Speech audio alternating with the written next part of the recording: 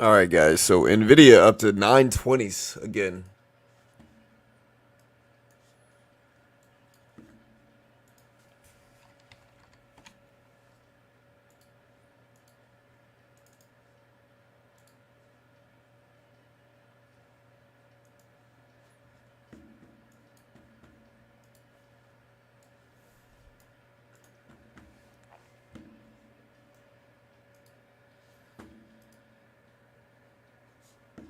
All right, guys. So let me do a poll.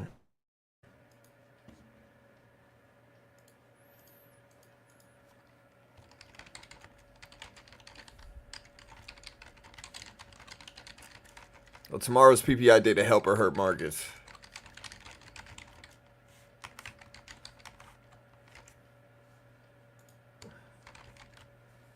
All right, so that poll is now live. Vote on that poll again. Nvidia up to 922s right now.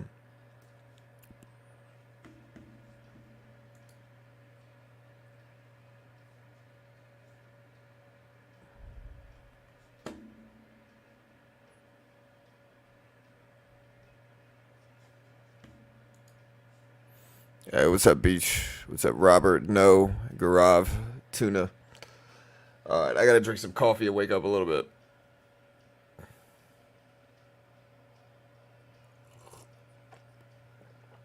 Oh man, I'm awake. Yeah, we got PPI tomorrow.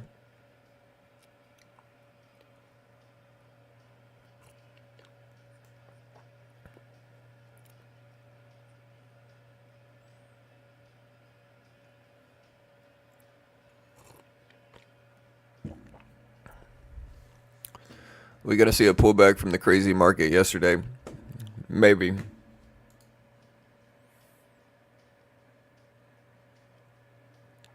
Yeah, the only one, like, I'm still pretty green and everything. Like, Tesla's at 174s. I guess about the lowest stock that I've invested in, but I'm okay. Yeah, we got jobless claims, retail sales, and PPI tomorrow. So it's a bunch of stuff actually. It's jobless claims, retail sales, and PPI data. Yeah, Bitcoin hits all-time highs. Yeah, Bitcoin got up to almost 75,000. I think it got up to what? Almost 74. I mean,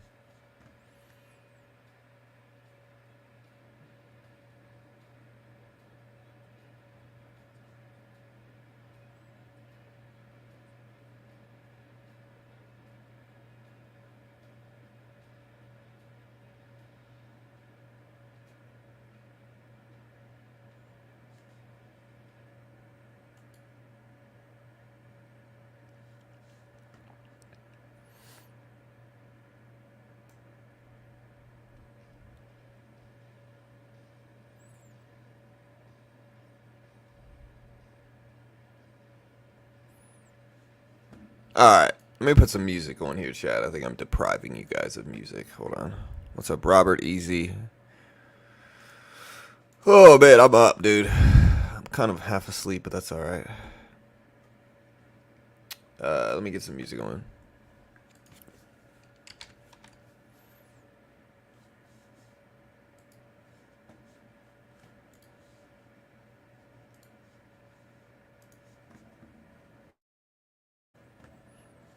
Race Ferrari killing it. Yeah, Nvidia right at 920s right now. Look at Nvidia at 920s.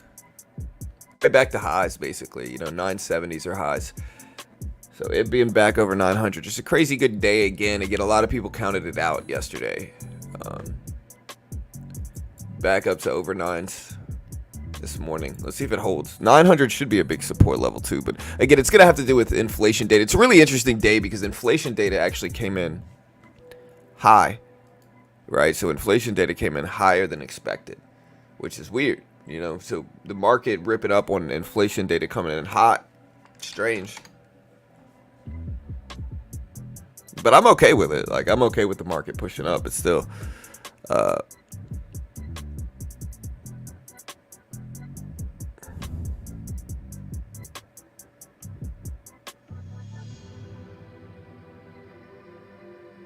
What? Gurov? What? I should have attended. What? Not too much news today. Yeah, we'll see.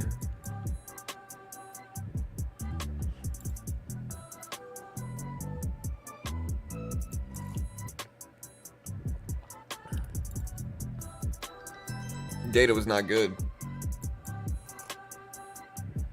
It was higher than expected. It was higher than last time too.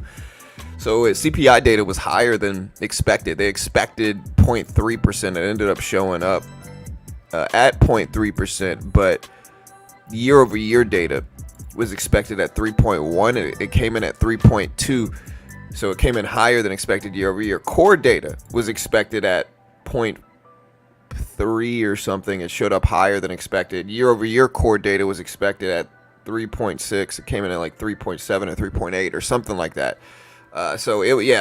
Inflation data was neutral to higher than expected. We also have Dollar Tree reporting earnings this morning. So we do have DLTR reporting earnings. There's Dollar Tree. We got a couple earnings this morning. It's not really a big day though.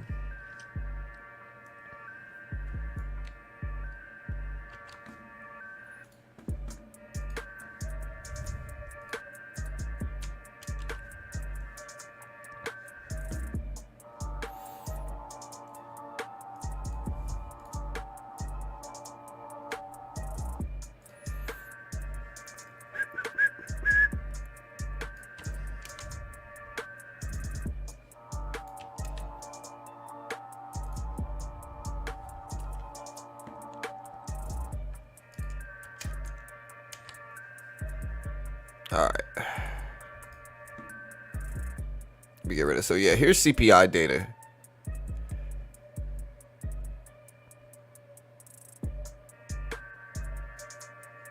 And this doesn't even include the year-over-year core data. So yeah, CPI came in at 0.4 versus 0.4. Month-over-month core came in at 0.4 versus 0.3. Year-over-year CPI came in at 3.1, and then core CPI came in higher than expected year over year as well, right? So inflation data came in high. It was not necessarily good. Like it came in high. Here's Google. Google's up. That's one of my trades that I'm green on. Snapchat. We're kind of flat on that one. Meta's been another one of the stocks that's been dragging the market up. It's been ripping up huge. So Meta has been running.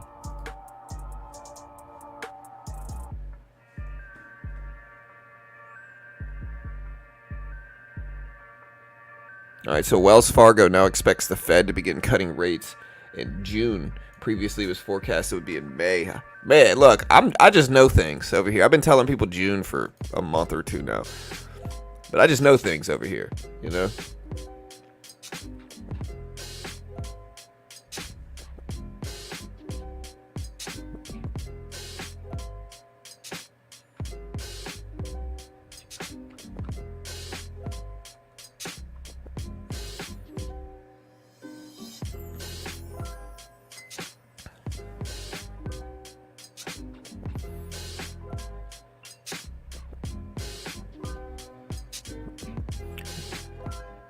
All right, chat. Yeah, we got the FOMC decision next week. The rest of the week is very busy, to be honest. So, like tomorrow, we've got retail sales, PPI data, and jobless claims numbers all tomorrow. Tomorrow, a very busy day.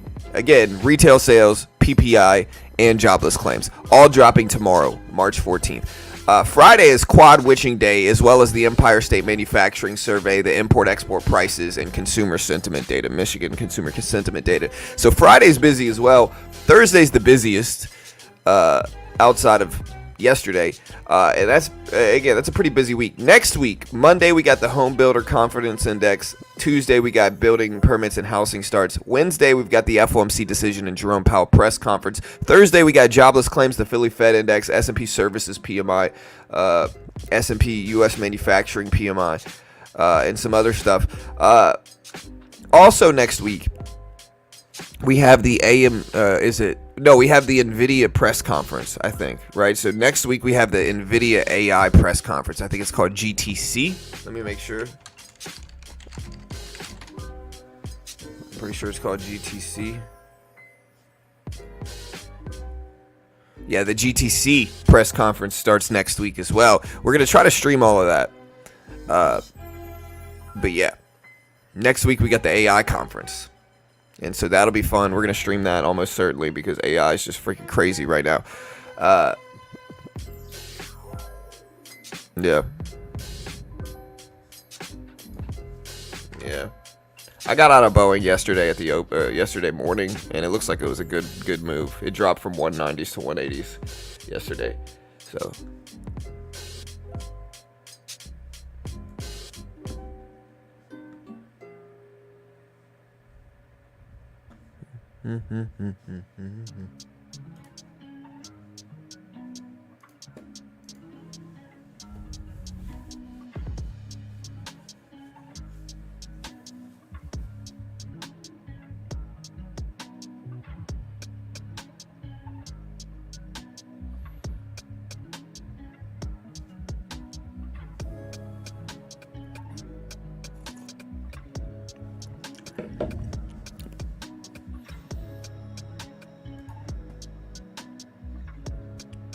good morning, John and all. Trading Nvidia yesterday paid very well. What's up, love it?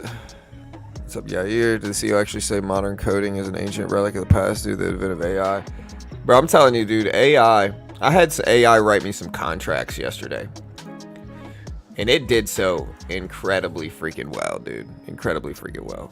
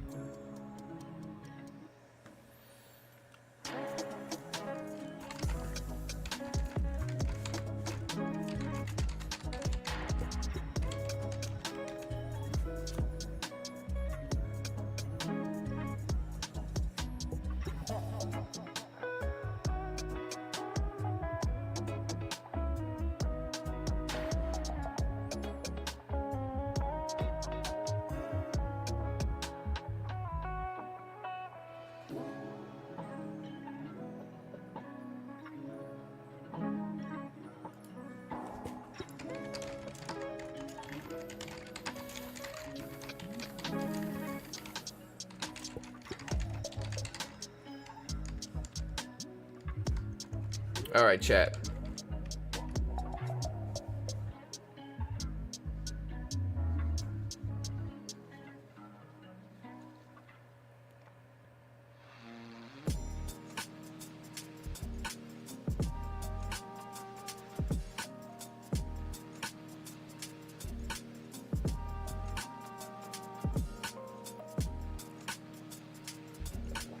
All right, chat.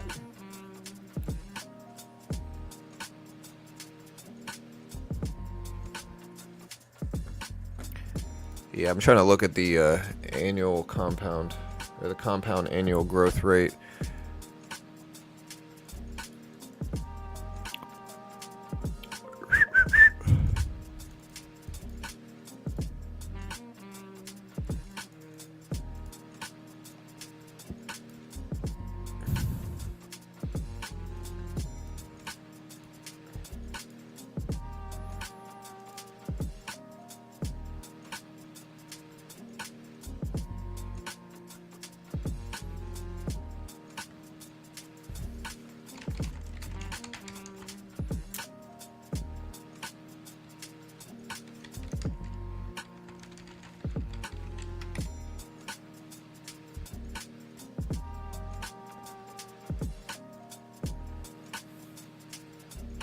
Okay.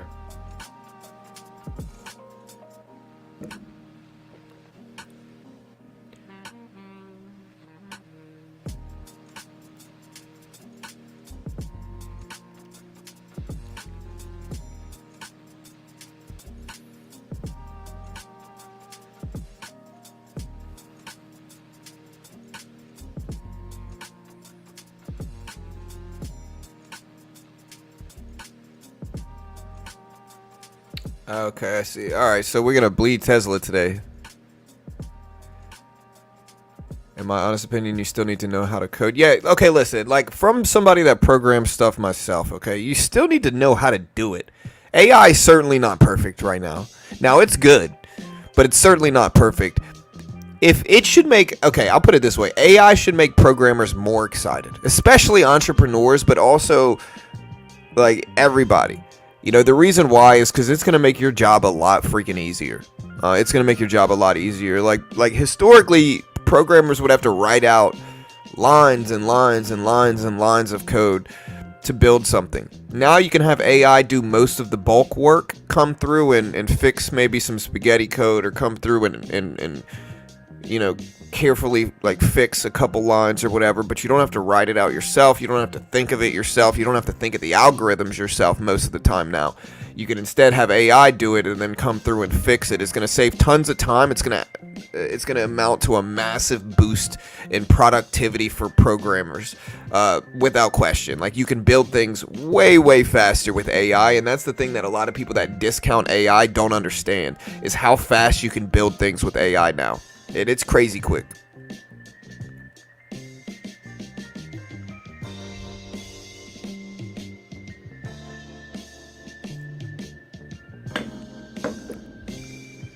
But again, it takes time, man. It's not something that happens.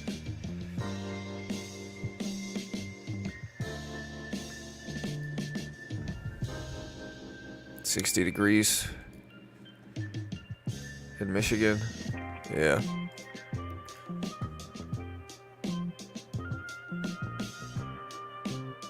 Right, exactly.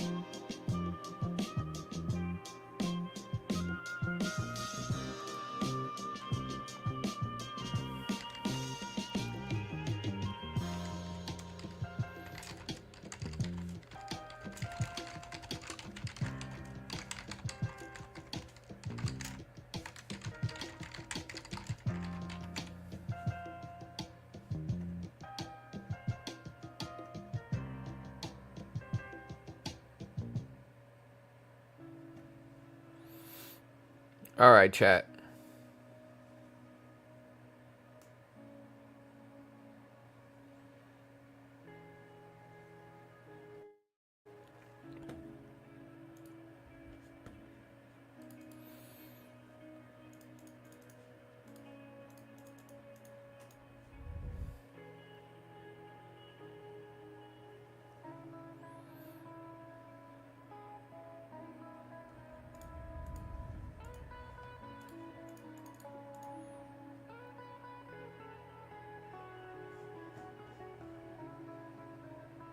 All right, chat.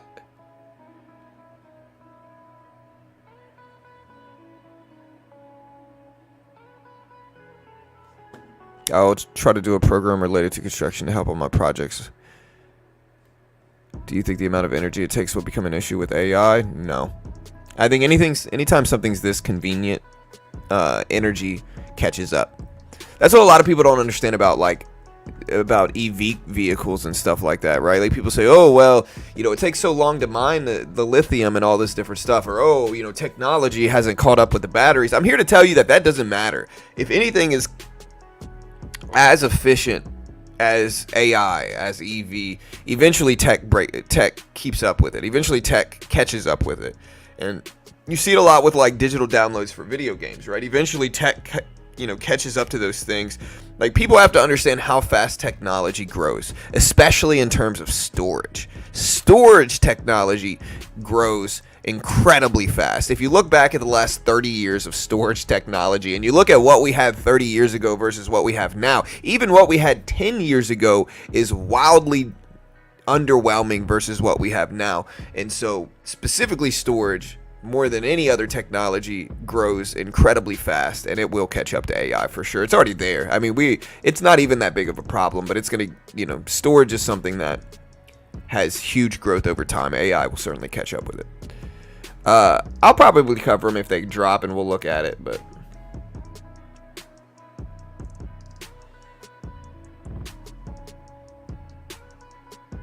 all right, so TTUS execs told headquarters recently a ban wasn't an imminent risk, according to Wall Street Journal.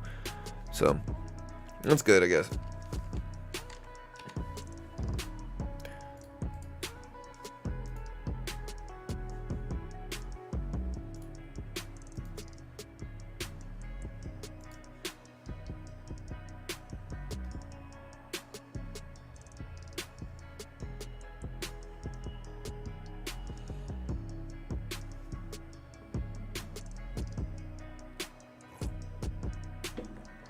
All right, chat.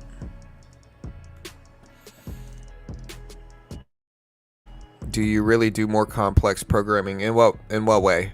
And how do you mean that? Are you talking about me specifically? Are you talking about AI? What are you talking about?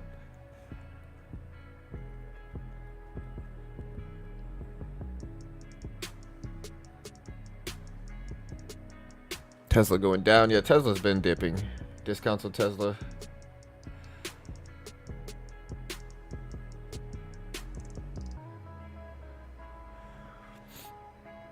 You? I mean, I wouldn't call what I do complex. I do what's called front-end development, right? And if you're a programmer, you understand what this is. I'm mostly like a JavaScript, React Native Like my favorite database, my favorite database is React, or my favorite layout is React. I like React. I'm mostly a JavaScript developer. I don't really I know a little bit of Python. I know some Python, and I know a little bit of C++, but like it's mostly JavaScript. Like I'm the most comfortable with front end JavaScript development. But what I've historically worked on is React Native, so like mobile development. I built a couple apps and applications with React Native. Simple API pools and stuff like that. But again, I know JavaScript, I know React, I know React Native, and I've worked on it, a good bit before. Back end, I'm a complete newbie when it comes to back end. I'm just not good at back end stuff. It's mostly just front end development for me. But it gives me enough of an understanding to build things, especially with AI.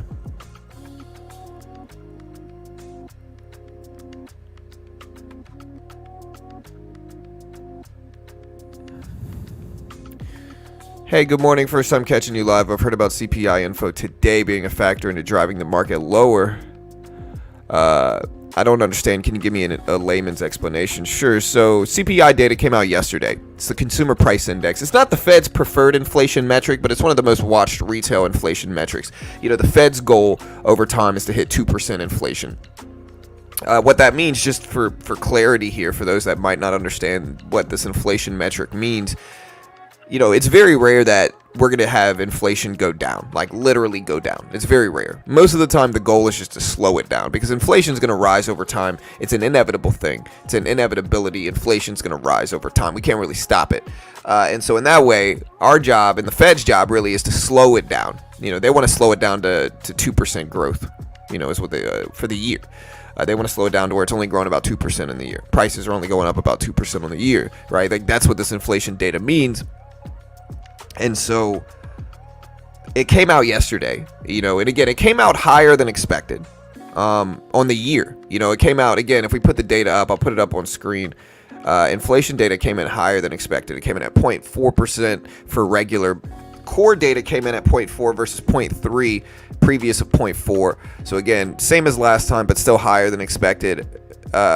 Base CPI year over year came in at 3.2 versus 3.1. Last time it came in at 3.1, so higher than last time as well. And then core CPI year over year came in higher than expected also. So that might have a lagging effect on markets, so that data came out, and we'll see how it affects everything else. But yeah, it just dropped yesterday. We get the other side of that coin. The lens you have to look at today is that it might be choppy with PPI dropping tomorrow as well. PPI inflation data comes out tomorrow. it's the other side of CPI. CPI is consumer prices. PPI is producer prices, business prices. Basically, that drops tomorrow, along with jobless claims, unemployment filings, as well as retail sales, all coming out tomorrow. So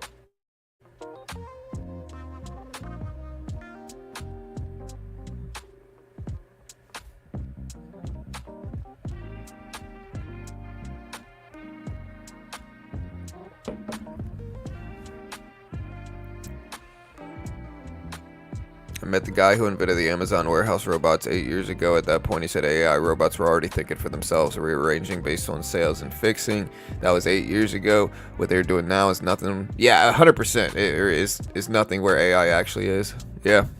Or what they were doing back then, I think you mean. But yeah, 100%, bro. It's kind of crazy. Again, it's the speed at which it does things, right? Like, you might not understand. Like, I'll put it this way. I needed this contract written yesterday. I needed this contract written, and it's something that I've been kind of procrastinating because I have to call my attorney and have him write it and specify all these different things. And I ended up having AI do it, and I asked AI, I said, hey AI, take this contract. Like, I gave it a template, a contract template, and I said, change the names to my business name and add this name, give it 2 lines for witnesses to sign, and like all these different things. And then I asked it, I said, hey, is this a valid contract here in my state? And it said, yes, I've checked the entire contract. This is valid and enforceable. And so I said, okay, cool, done, right? Like, I didn't even need an attorney to do it. Like, this would have cost $1,000 to have an attorney write this up. I don't need to do that anymore. And if attorneys are smart right now, they'll jump on this AI bandwagon, bro. They're going to be able to produce so much more with AI now. So much more.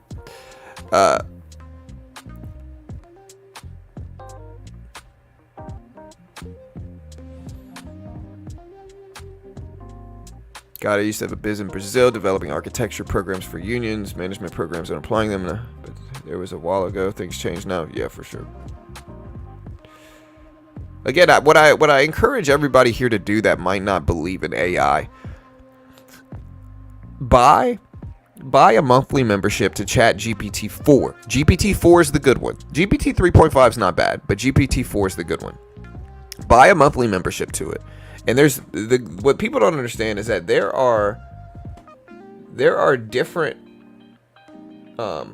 different settings here. So like, I can look at personal color analysis, whimsical diagrams, book creators, gauntlet movie games, drawn to style. I creatively transform drawings and pictures into artistic styles. Sell me this pin. It creates secondhand marketplace listings based on pictures. Start by uploading a picture. It'll freaking create the marketplace listing for you. Like, it does so much different stuff. I can use Canva here for developers. Like, there's so much different stuff that you can use here. Logo creator. Again, digital designers are in trouble. I'm gonna tell you that. Digital designers, they're in trouble. Yeah, we trade futures every day at the opening bell. We got funded on a $300,000 Rhythmic account yesterday.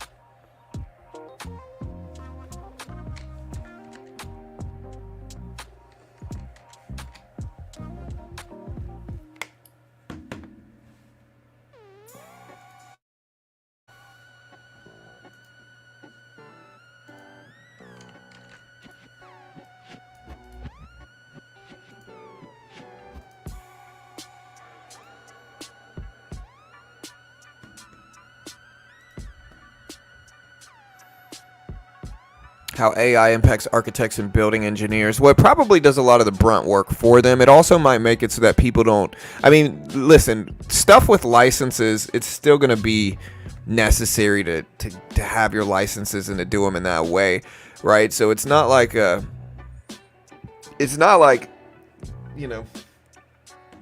still gonna have to go through somebody licensed in a lot of these areas like architecture and building engineers and stuff like that, but it's gonna make their brunt work a lot easier. I'll say that. Stock market opens up and it's about 7 a.m. About 2.5 hours. Yeah, but if Adobe embraces AI well, guy, it could still do fine. How many days to expire do you usually go before you dump a contract? I'm not really messing with 0 day to expiry options. I mean, you got to understand, my TOS account's got like 70K. It's got like a $250,000 in buying power. Like, I just don't need to trade options. I can day trade as many shares as I want, really, in most of these stocks. So hope that understand. Again, I like options. I think options are necessary for a lot, but not for me.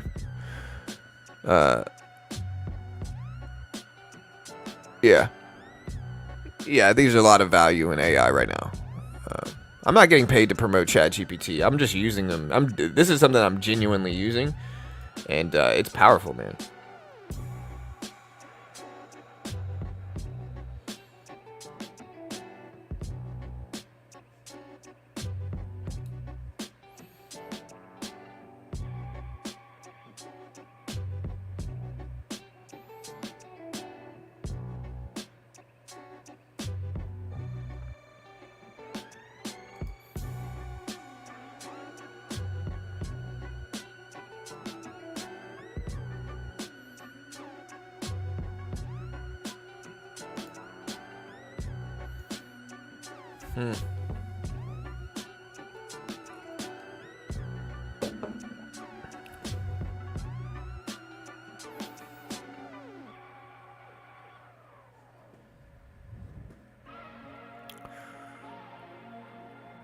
I've got a $250,000 in Robinhood. I'm such. Yeah, I mean, I don't know why you got that much money there, brother. I mean, do whatever you gotta do. We're not here to judge, bro. Do what you gotta do, buddy. It doesn't matter to me what you do with your money, man. Just protect it, you know.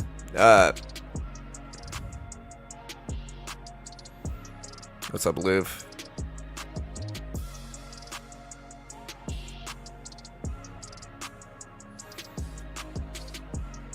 What I'm really excited about is Sora and editing apps. I'm excited about editing AI editors. That's where I'm really gonna like AI, is when it starts to edit videos for me and I don't have to freaking worry about it.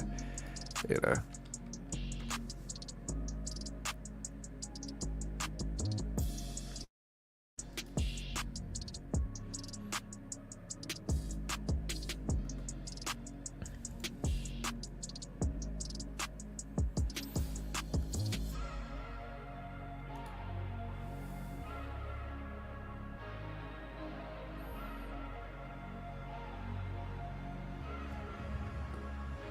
Dollar General earnings are out, I'm pretty sure already. So, yeah, here's Dollar General data. I think we've had a couple other ones. But yeah, Dollar General. Dollar Tree, actually. I'm sorry, not Dollar General. Dollar Tree reported. Here's their numbers right here.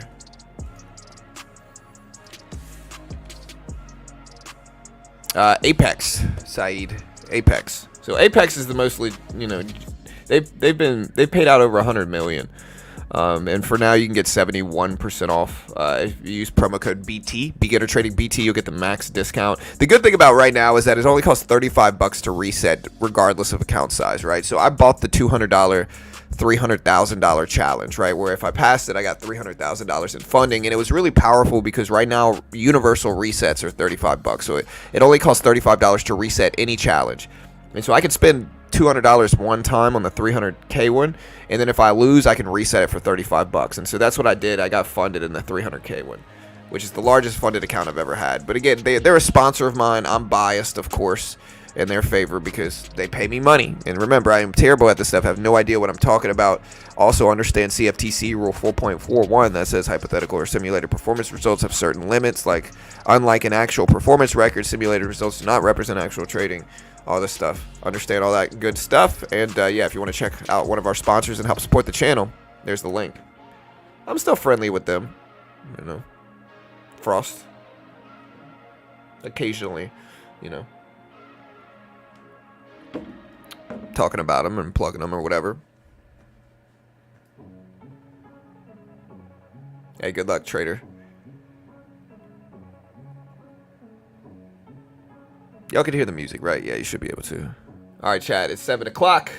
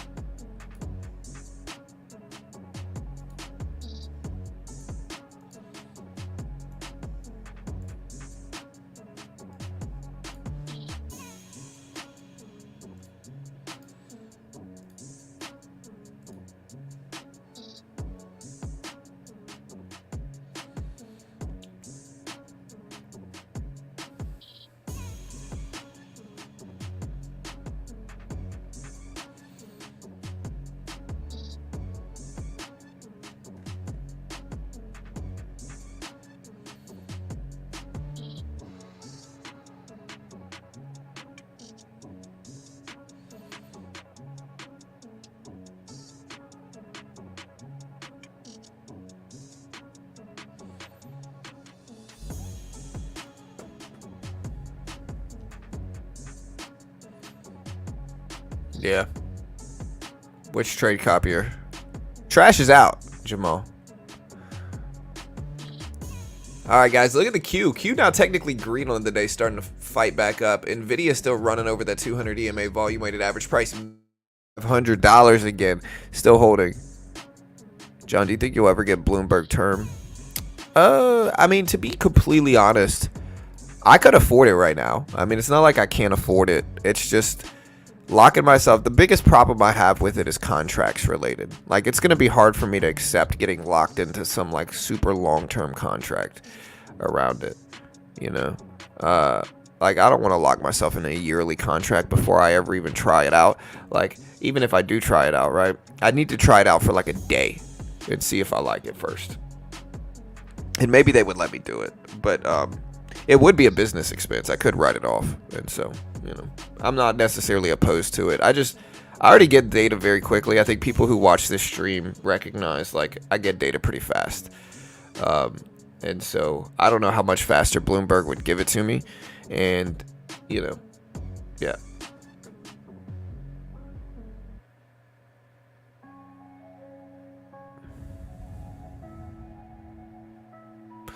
It's like 30K a year, I believe, or something like that, right? I'm not sure how much it is now, but I think it used to be like 30K a year. It's about, yeah, 30 a year, yeah.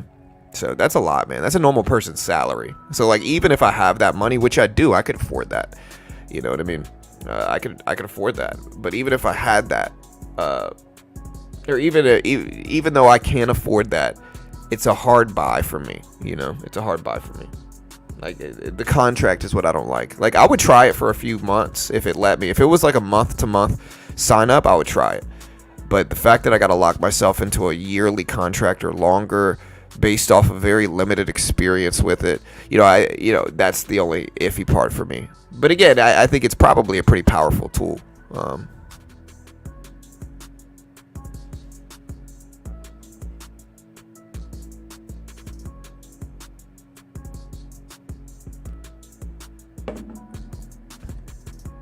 What, Jamal? I have a feeling that John is going to be a billionaire. What's the last part mean?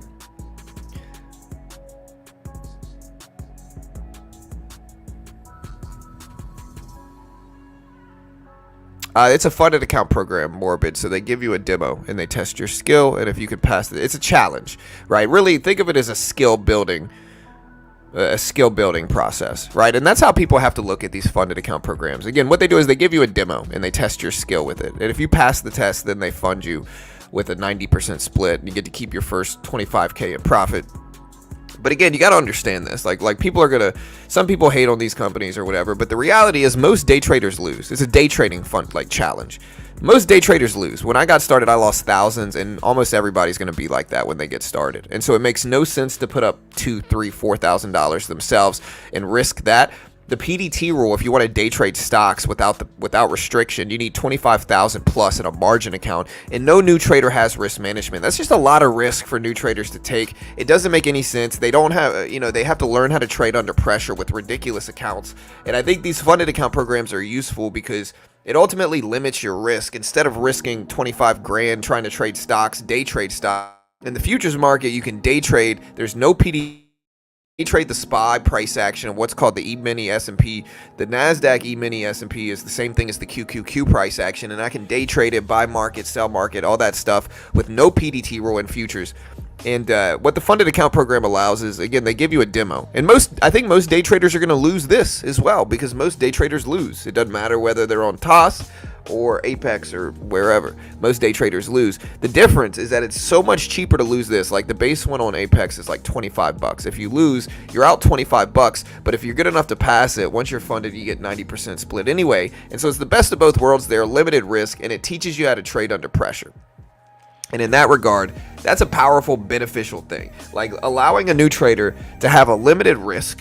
And sure, the accounts are a little bit less favorable than your own money because you have conditions, but it's limited risk. It teaches you how to trade under pressure, and it ultimately allows you to lose some in the beginning, Still learning how to trade under pressure. And if you lose, it's not the end of the world. You're out 25 bucks, 30 bucks, however much you pay for the challenge. And that's a powerful thing, you know, a very powerful thing. And it's something that I wish I would have had in the beginning of my trading, because I would have just ultimately lost less money, you know, to be honest.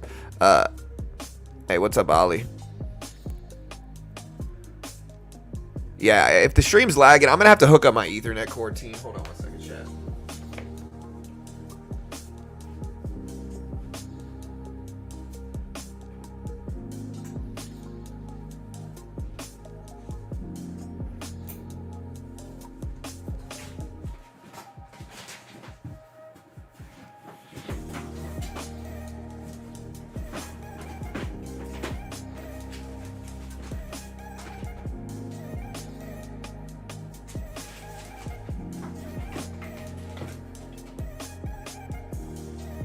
Sorry, chat. I'm hooking up my Ethernet cord. Bear with me here.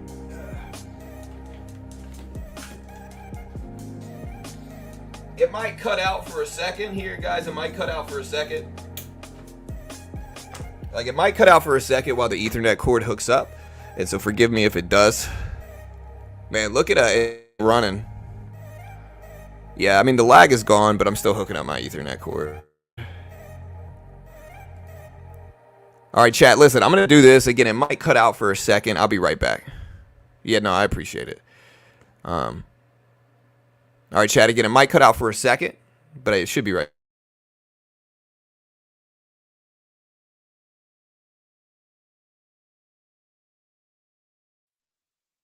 Pushing up. Okay, wait, it did cut out for a second. All right, let's let it load.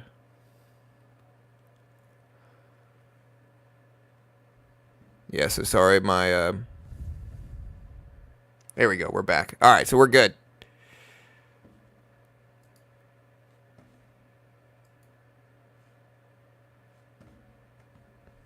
Are we here? Yeah, it should be working well. Chat, did you guys hit any lag?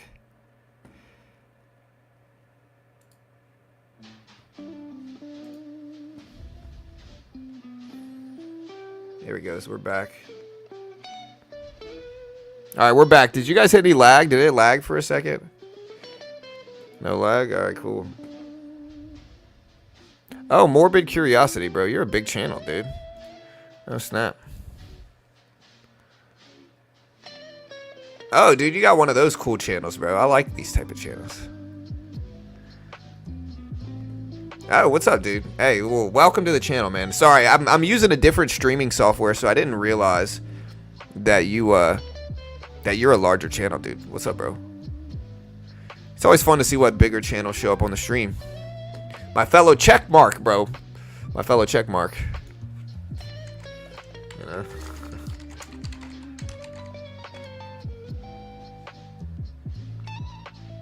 But yeah, welcome, dude. I like the channels that you. I like more. I think I might have heard of you, either you or somebody like you. So it's like the lyrics to a '90s emo song. Yeah. All right, chat. Anyways, the Q up to 444s.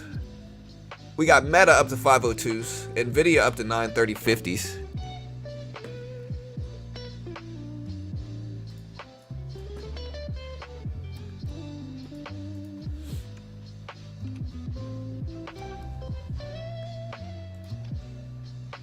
What's up, Jarrett?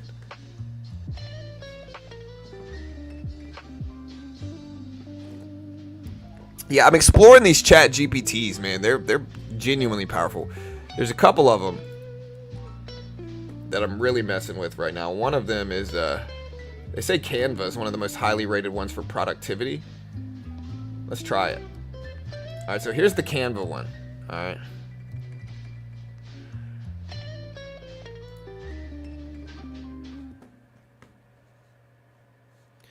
All right, so look, let's try it.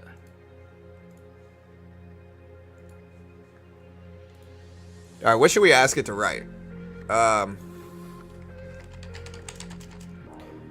Write me a Twitter post for beginner trading YouTube that breaks down the latest Nvidia earnings report. Let me include the earnings report document here. Hold on. Let me find Nvidia earnings and then put the document in chat right here. Here's the press release. I wish there was a document that let me download here. Does it not let me download a document? I guess not.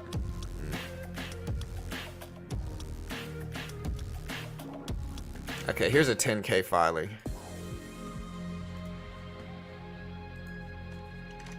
Attached to this. All right, let's put this. I'm gonna attach it to this.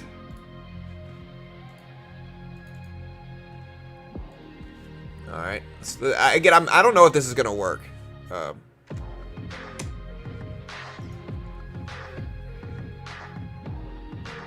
don't know if this is gonna work. I'm experimenting here with this.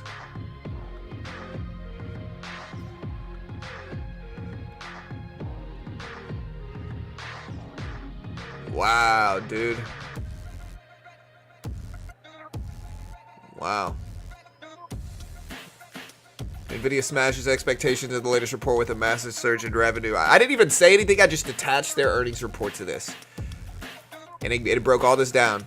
Up last year to revenue to 60.92, up from last year's 26.91. Net income skyrocketed to a stunning 29.76. Stock repurchases continue with 5.3 million shares bought back this quarter alone. Is Nvidia reshaping the future of tech? Full breakdown on beginner trading YouTube soon. Like, look at how useful that is, bro. That is so useful, man. So useful.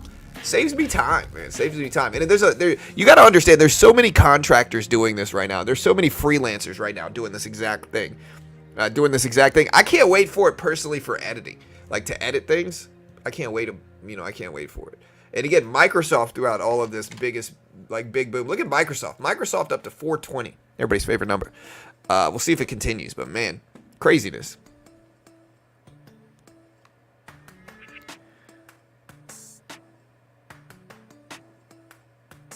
Another question, sometimes I see the market move and sink across a bunch of different stocks at the same time, generally all in the same sector. How is that possible? It's possible. That's called what's called sympathy movement. All right. So like what most, if you're new to stocks, what you want to understand is sectors move with each other, right? Even if they're competitive with each other, there's still a lot of the time. It's not always, nothing super definitive. Like it varies, and there's always outliers and stuff like that. But in general, most stocks in specific sectors, if there's a big catalyst or a big day in one specific stock, like Nvidia is an easy way to put it. If Nvidia runs up 30% today, all the other AI and really the rest of the market in general, not just Nvidia, not just other AI stocks, but the rest of tech is going to run up as well. And Nvidia, which is a very heavily weighted stock right now, Nvidia is like number 4 or 5 weighted, right? Maybe it's number 2 weighted. I have to go back and look at the list in the S&P. And so you got to understand, like the index funds that analysts gauge the market with, right? The S&P 500, the Nasdaq 100, these index funds are basically a lot of companies combined into one tradable security. And so in that regard, if Nvidia moves a big percentage, not only is it going to influence the index fund itself, like if Nvidia goes up, the index fund's probably going to move up with it, unless you got a lot of other stocks going down at the same time, right? So in that way, you're going to get sympathy with the index funds, which is what a lot of people consider the broader market, as well as the rest of tech in general.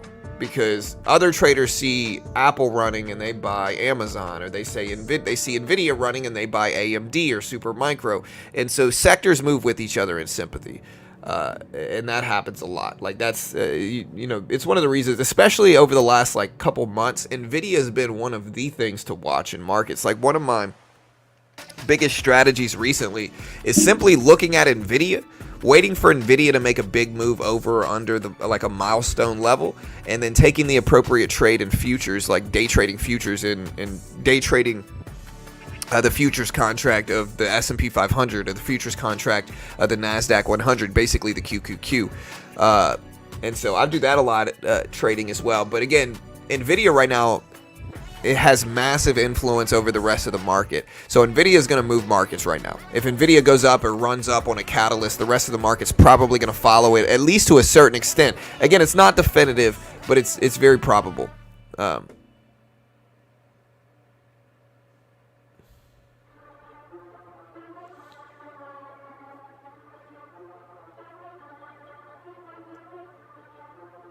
Can the inverse happen? Can the index move one direction, causing the related stocks to be forced to move that direction too? Correct. Or kind of, but less in that way, right? But that can certainly happen. But it's not the index itself doing it. Like an example of this, if you see the index running up 20%, which is a very like crazy like run up, of course, but it's not.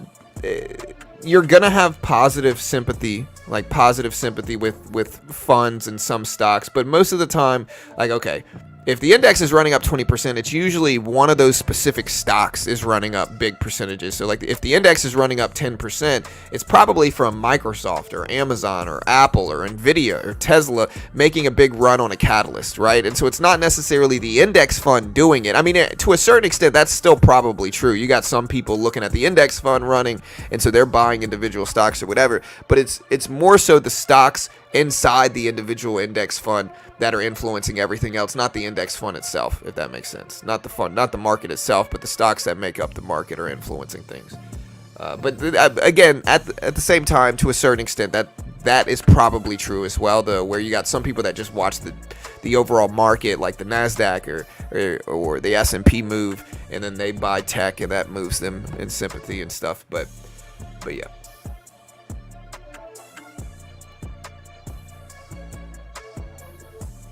Yeah, I mean, if the market's weak, you're going to have some traders that jump on short, and that pushes them down in sympathy, sure. But again, a lot of the time, it's the individual stocks making the movements, and the market's just kind of reacting to it. But again, you do have it on both sides. Celsius keeps getting upgrades. Yeah, Celsius has had one of the craziest gains in any stock. Craziest gains in any stock. Celsius, CELH. If you look at a daily chart, an intraday chart, look at Celsius. What a crazy looking daily chart, man. Like, this thing was at 26 bucks. It's almost up to 100. This thing is up, almost 300%.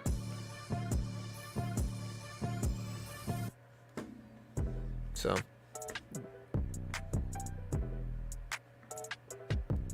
do you think Tesla will break down or bounce? I don't know. Tesla's down a lot, man. Tesla's been breaking down a big amount. Tesla at 174s today, gapping down some more. I scaled out of Tesla not too long ago. I don't have a huge position in it, but I'm still holding a piece. I'm definitely not happy about the drop, but again, I'm green. I'm very green in my equities trading. Like, we're up 4 figures so far this year, which is, I'm happy with that. In stocks. Like, in stocks, I'm up 4 figures, and so I'm happy with that. Again, I'm trying to bring it up to 6 this year, hopefully. If we can bring it up to 6-figure gains, I'm super pumped, of course. But it's going to take a lot of work, and that would be over 100% return on the year, and I just don't know if that's feasible or reasonable to expect. But I'm hoping we get at least 5-figure returns this year in markets. But again, I'm just hoping. I can't guarantee we're going to get that, but...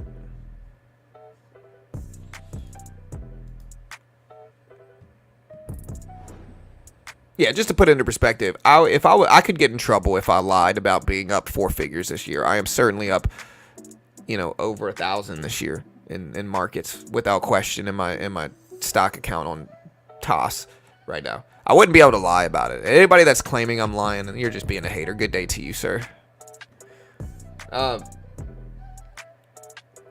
Apple at 173s. 173s. We'll see if it holds as well. But Apple's moving up. I did buy Apple a couple days ago. Took some profit yesterday. Now we're sitting on a small piece of it. We'll see if it continues.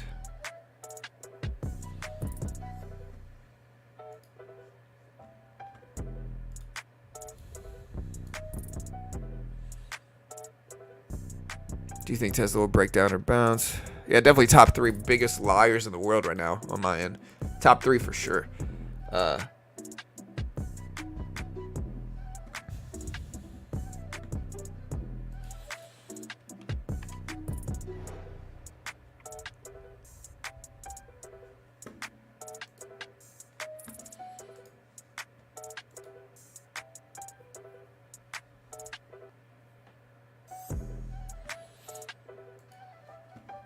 Planning on buying Apple too. Yeah, I bought it. My average price is 170 or so, right around 170.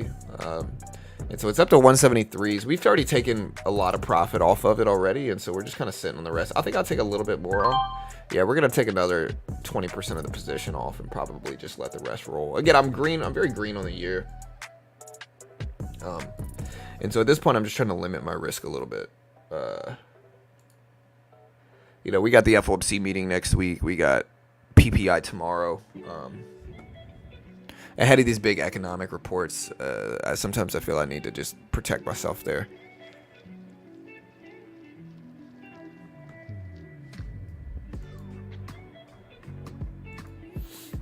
What do you guys think is going to happen at the What do you guys think is going to happen at the AI press conference next week? We got the GTC conference next week. That should be big.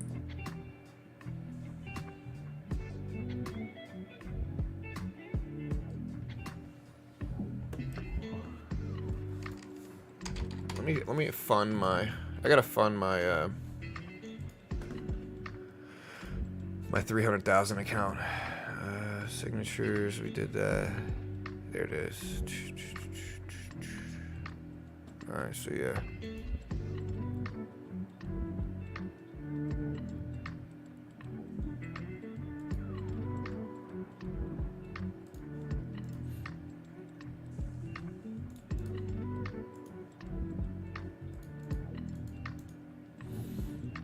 Alright, so again, we are paying to have our account. We're paying the activation fee for a 300K account. We're going to try to trade on that one today. It's a Quant Tower account, too. I'm pretty pumped. There we go. Alright, we're done. We paid that. We should have our account sometime soon. Yeah, just to show you guys my accounts so far. These are my accounts.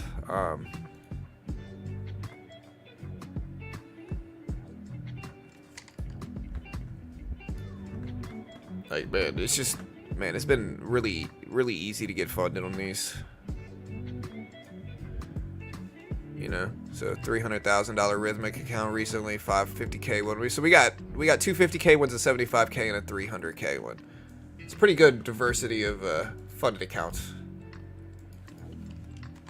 Amazon, guys, Amazon at 175.20s. Tesla dipping down at 174. Part of me wants to add to Tesla, but I think I'm green on a lot of different things. I don't think I have to limit my risk right now. You know, again, I've got like a $250,000 or so in buying power, and I'm only using about 12,000 of that. So I'm not really even trading huge size or claiming to be an expert or a guru or anything like that. Like, that's not really what I'm about. I don't really claim to even be a good trader or investor. But right now, my portfolio is kind of low. Like, I'm not really buying up or holding a lot of big things. Again, I'm only in about $12,000 worth of positions in a much larger account than that. So I'm not even using a quarter of my equity in my account, you know. And so if we get some big pullbacks, we'll start buying up stuff. But for now, we're just going to sit tight. It's $85, Yair. Ideas about Boeing. I don't really like Boeing right now. I think there's a lot of risks. It's down a lot, though, which does make me want to buy it. Like, Boeing is dipping a huge amount, which makes me want to buy it. Let me check the PE ratio for Boeing, actually, really quick. Let me see what the PE ratio is. All right, so... Oh, wait. Yeah, let me check Boeing. All right, according to Benzinga, the Boeing PE is...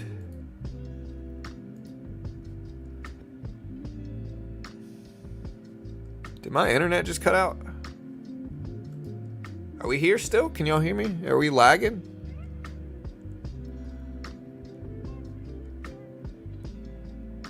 My Quant Tower just cut out. Close this down and reset it. Are we good? Can y'all hear me? We live? Okay, cool. Yeah, I don't know, man.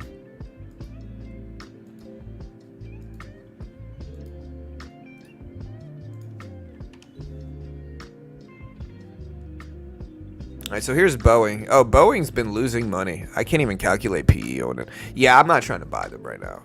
I mean, I think there's a chance that it could work, but, like, I'm not trying to buy them right now. Alright, cool. Alright, we're good. But yeah, Boeing just too risky. It's got negative PE. It's down a lot on big catalysts, negative catalysts. Like, I'm just not messing with them. I'm not really gonna short it. That's not really, like, that's a risk too. And I think people try to make too many trades based off of stuff like that, but that's incredibly risky as well. A lot of the time these companies are resilient. There's just too much risk in investing in it for me, personally. But again, maybe I'm wrong. I don't know. Maybe it rips up and does crazy things. I don't know.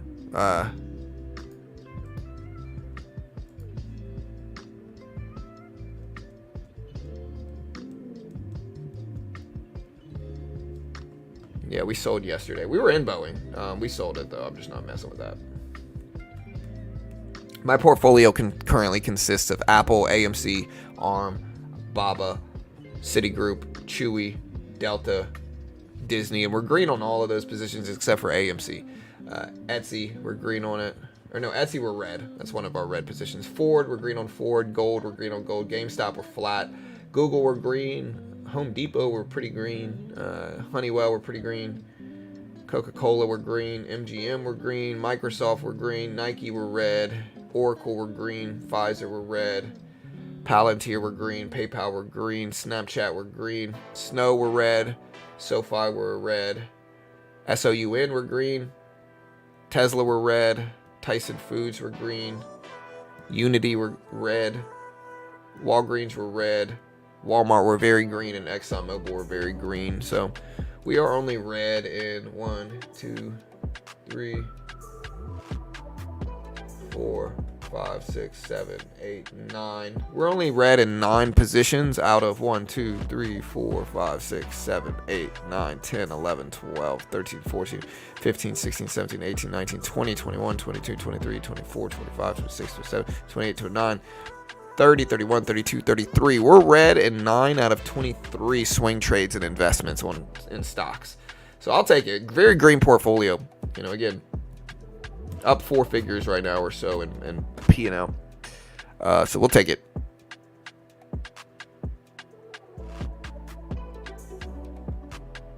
Yeah, I'm in AMC. I don't know how I feel about it, though. Wonder what the Justice Department Purple Fund. They're extremely oversold. Cinemark, which reports half their EPS and revenue, trades at 17 to 18 bucks. Yeah.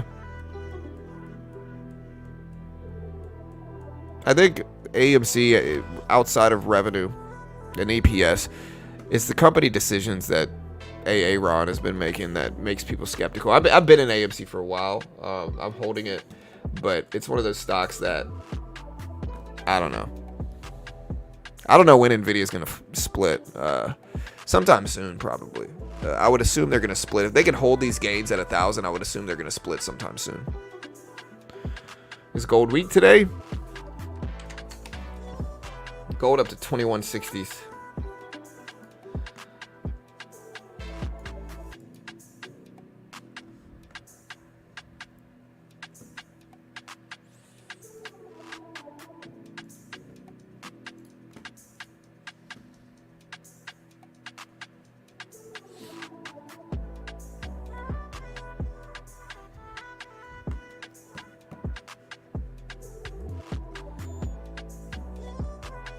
Bears are now calling a flash crash coming because we're up so much. Yeah, I mean, but honestly, Bears have been calling that for years, you know. That's just something that they do. They always think we're going to crash. And maybe we do. I mean, I could agree we're extended. All right, so let's look. So, again, let's talk about this.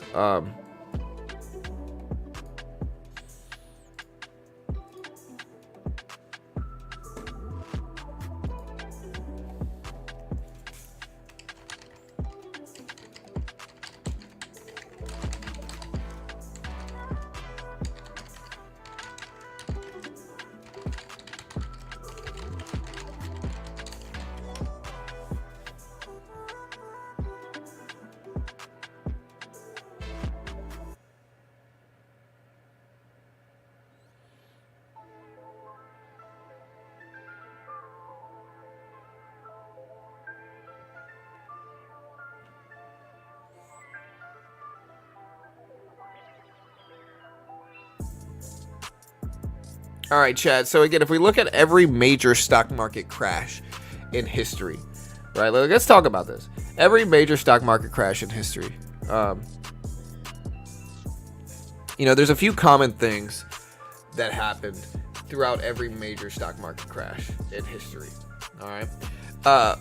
One of them was economic bubbles. Okay, so economic bubbles, specifically overvaluation of assets, often in specific sectors, is a common precursor to market crashes. A bubble occurs when asset prices rise significantly over their value, which a lot of people would argue Nvidia in AI is in right now. Again, I would argue against that. I think tech is powerful right now.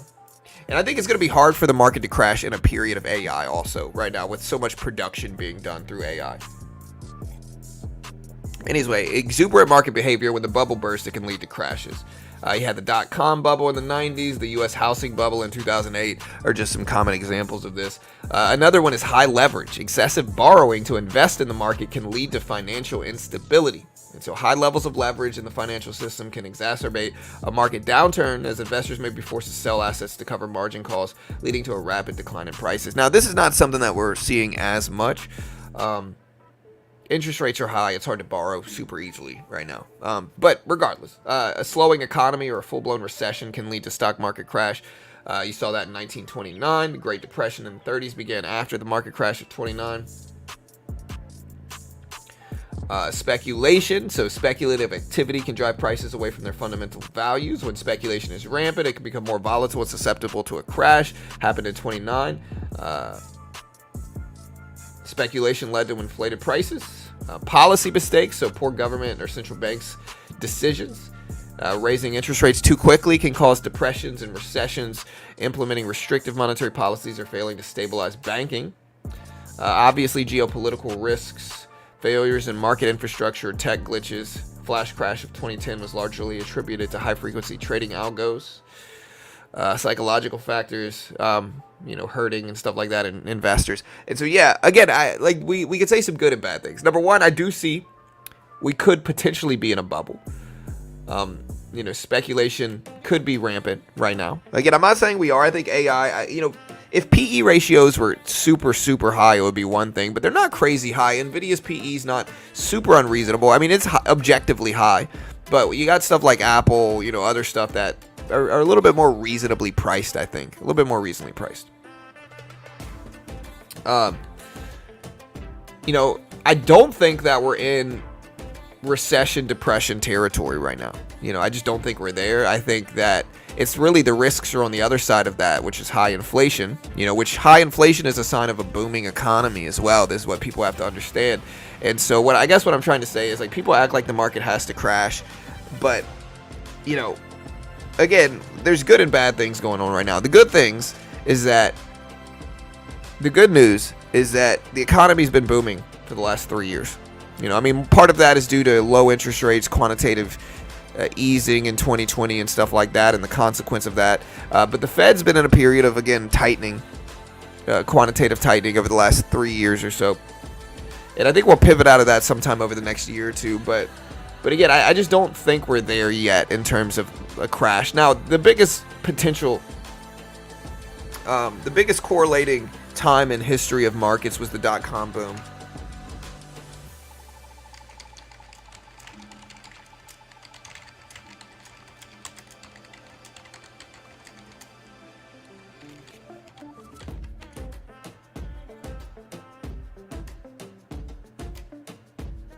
All right, so again, here's some differences now, though. Okay, so leading into the dot-com crash, inflation in the U.S. was low and stable.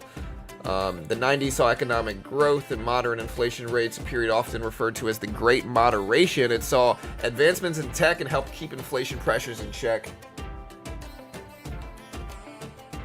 Leading up to the crash, annual inflation rates on the CPI were anywhere between 2 and 3.5%. And so that does kind of mirror what we have now. We have, as long as we can stay under that range.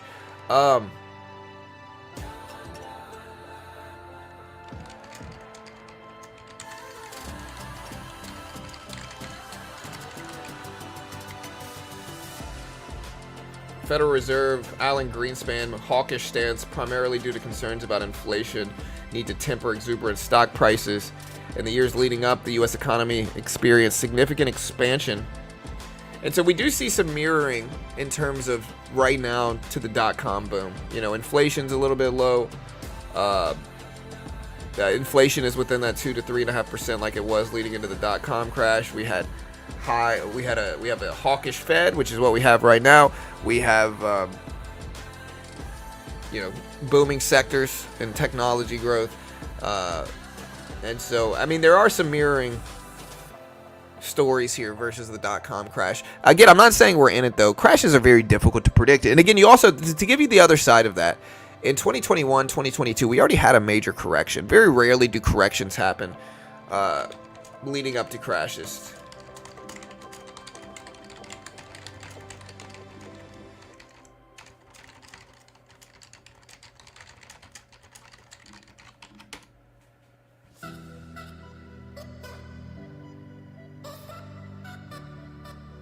All right, so yeah, the period from 95 to 2000 was a robust bull market.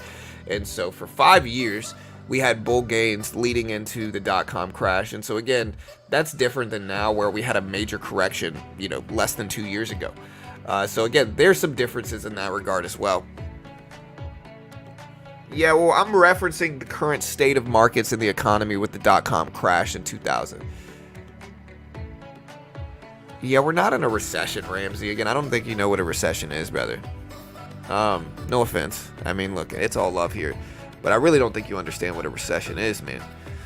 Right now, the problem is that the economy is booming so much that prices are like overpriced and inflated because the economy is too strong, right? Like, again, if we were in a recession and depression, what you would see the Fed do is injecting liquidity into the market with quantitative easing. You would see the Fed buying up a bunch of bonds, expanding their balance sheet. You would see the main focus on keeping unemployment low. You would see losing GDP's like data quarter to quarter. And again, right now we've been in a period after 2020 where we had quantitative easing, money printing, injecting liquidity into the market, low interest rates, right? One of the consequences of those things are a booming economy that makes inflation worse.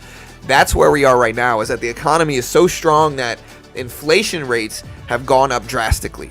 You know what I mean? And I think people get really politically biased where they root for one side and they dislike the current administration, and so they want to act like we're just in this period of a great recession or depression. And obviously, for anybody that understands, that's not true.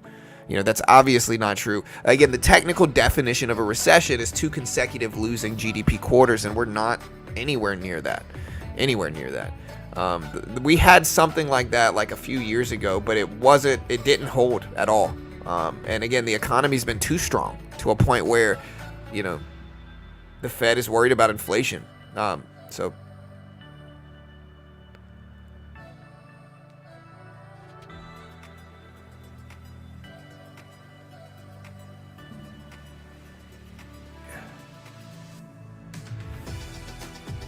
yeah, I mean, again, if you could disagree with me about the economy being too strong, give me your numbers behind it. In what way is the economy not strong? I'm open to hearing about it. If you say inflation, you're thinking of the other side of that. Like, a too strong economy equals inflation. A too weak economy signals depression and recessions, right? But those are two sides those are two sides. The more weak an economy is, right, the more likely the Fed is going to be dovish and inject liquidity into the market with quantitative easing, trying to bring interest rates down for consumers. That's not what the Fed's doing right now. And again, you got to look at yeah, I mean, again, yeah, I mean, again, guys, y'all are more than welcome to disprove what I'm saying. But again, you gotta give me some actual numbers outside of, oh, these numbers are fake. Like, I've heard that for almost a decade in the stock market. The reality is, again, and it's all love here. We can agree to disagree on this. Right now, we're certainly not in a depression or a recession, brother. It's very obvious we're not. Again, everything's just too strong right now, and it's too strong to a fault. The jobs market, the labor market is incredibly strong right now. The JOLTS numbers are coming in higher than expected, so much to where it's signaling weakness in the market because people are scared of more inflation problems from a too robust labor market, right? You got to look at all the numbers universally. you can't just say we're in a depression or recession to make it seem bad because the news said it's bad or whatever. Like, you gotta look at the numbers. Oh,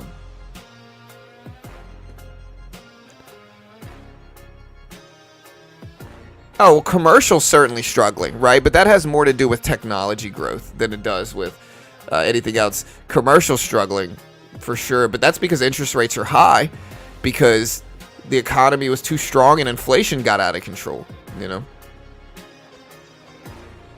It's all love, though, guys. Like I said, it's all love. Again, you got to tell me why we're in a depression or recession, because I don't see it. The numbers don't show it. I don't see it. And if anything, again, we're in a period of, if we were in a recession and depression, if that was a genuine risk, again, you got to understand economics here. If that was a genuine risk, the Federal Reserve would be, again, being more what's called dovish, which means that they would be expanding their balance sheet, reducing the federal funds rate, right? Like trying to bring interest rates down so people buy more. You know what I mean? Unemployment would be high. Like, we would have losing GDP quarter to quarter, and we're just not there yet. I'm not saying we don't hit that sometime, but we're just not in a depression or recession right now. Like, objectively looking at it, we're just not.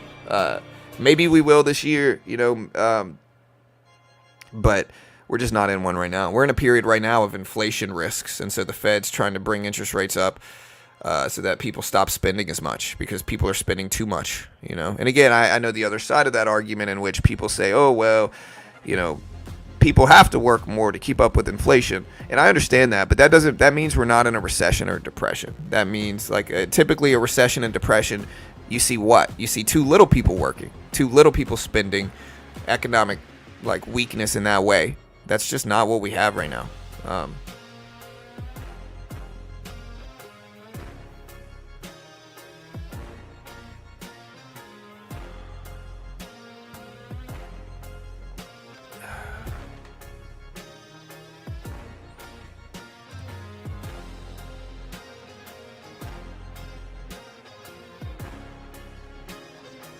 I'm not saying some of the numbers don't fake.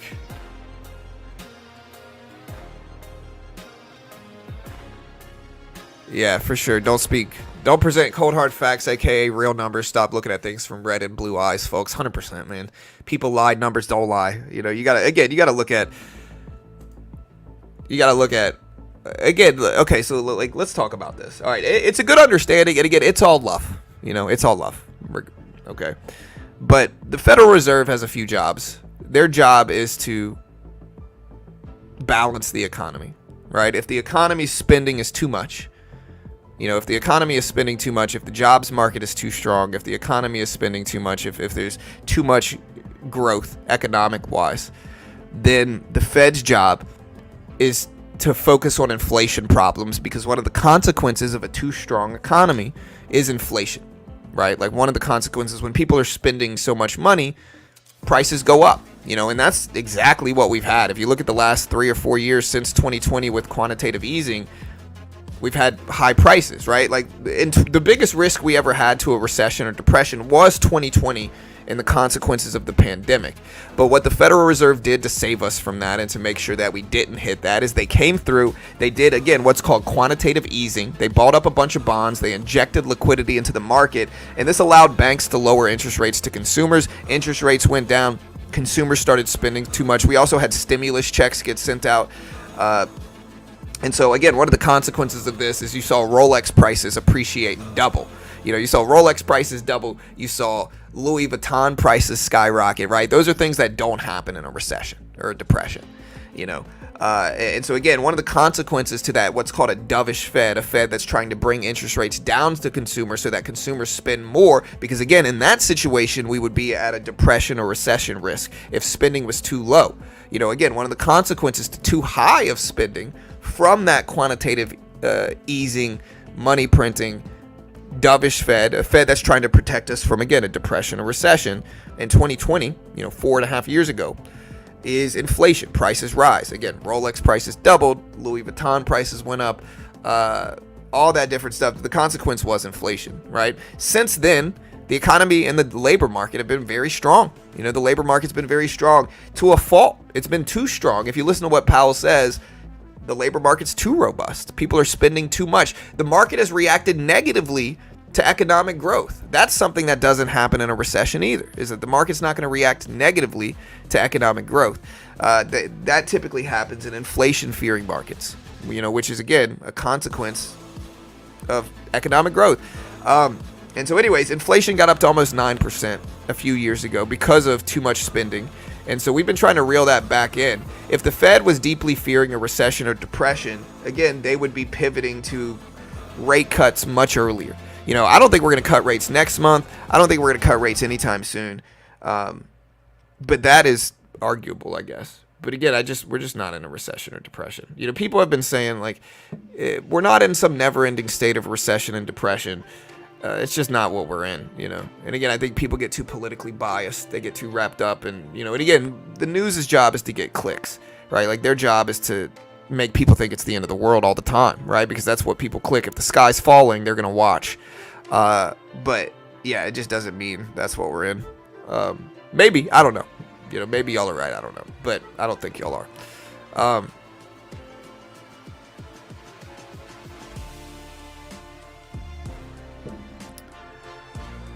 I have business people come in every day asking for a job. Yeah, but your specific experience is a very small, like is your own bubble, so to speak, right? Like the economy could be thriving, but in my industry, in my business, people might want work. Like, it doesn't mean the economy's not thriving, brother. That's a very small way to look at it. Like, I think you have to understand that outside of you, we got to look at we can't just look at what's going on for you. We got to look at the rest of the country. In the rest of the country, unemployment's been low. The jobs market's been too strong. Too many people are working and spending money, and that's a bad thing. That means inflation is a problem, and it's been a problem. But it's slowly starting to get better. And again, the Fed's going to pivot to rate cuts when a depression and a recession risk is highest. So like if they're fearing that this hawkish Fed, this tightening Fed, is too much for the economy to where it could spark a recession or depression, they're going to pivot to rate cuts. And we haven't pivoted yet. So like we're just not near that right now. Maybe sometime in the future, but right now we're just not that.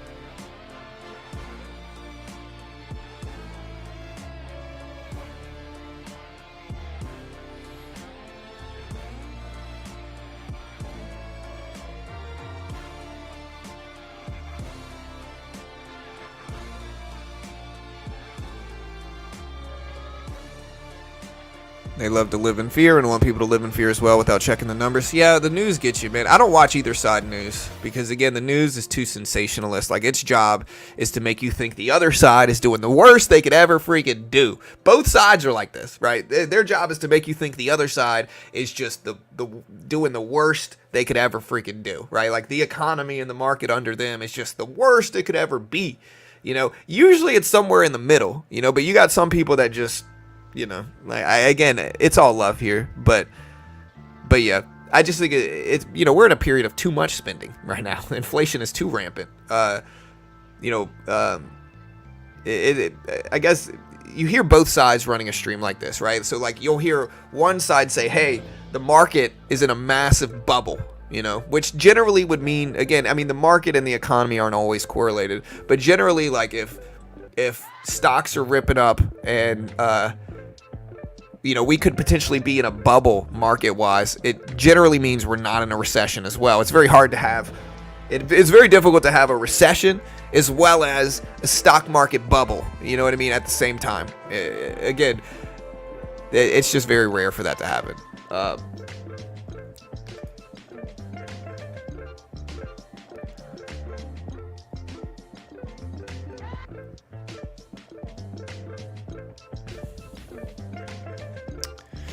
Yeah, I'm sorry to hear that, V.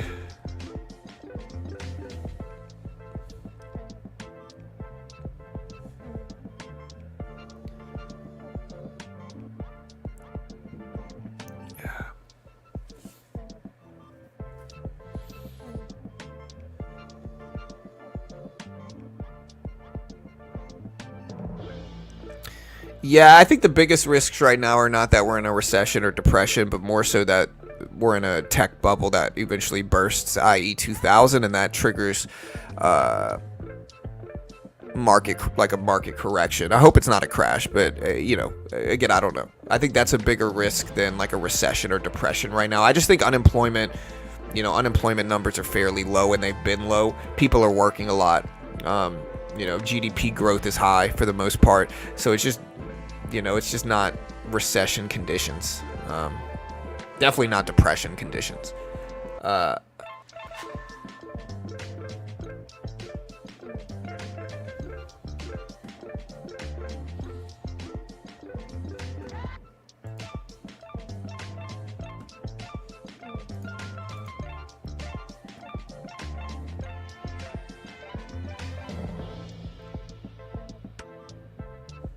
Yeah, again, Nvidia has the potential to make or break the market for sure. If Nvidia makes a massive correction, I think the biggest risks right now, and the biggest vulnerability in markets right now is Nvidia. I hope it goes up. I hope it continues to rise, and I hope it holds its gains more than anything, to be honest. At a certain point, I think Nvidia holding its gains and just leveling out and staying fair value for a little while is healthy. I think the biggest risks for the stock market right now, and I think these risks are very obvious, are if Nvidia makes a massive correction. And again, you get some people that are just so bullish on Nvidia that anytime somebody says what I'm about to say, they get upset, right? You're too emotionally attached to an outcome. I'm just talking about potential things that could happen. I hope this doesn't happen, right? I hope it continues to go up. Its revenue and EPS continue to increase, and it catches up to its PE. But again, the risk is that Nvidia makes a big correction. Say Nvidia drops from like 930s down to 500. That's going to dump the market almost certainly. Like if Nvidia drops down to $500, $600, that's going to tank the market. That has the potential to trickle into everything else stock market wise, and that could cause a correction and a crash. That could cause a crash, right? That's the biggest risk right now. In my opinion. Again, I'm not saying that's going to happen. I hope it doesn't happen. I hope Nvidia continues to do well, and I think AI is a powerful, powerful technology. I just hope we're not in a bubble.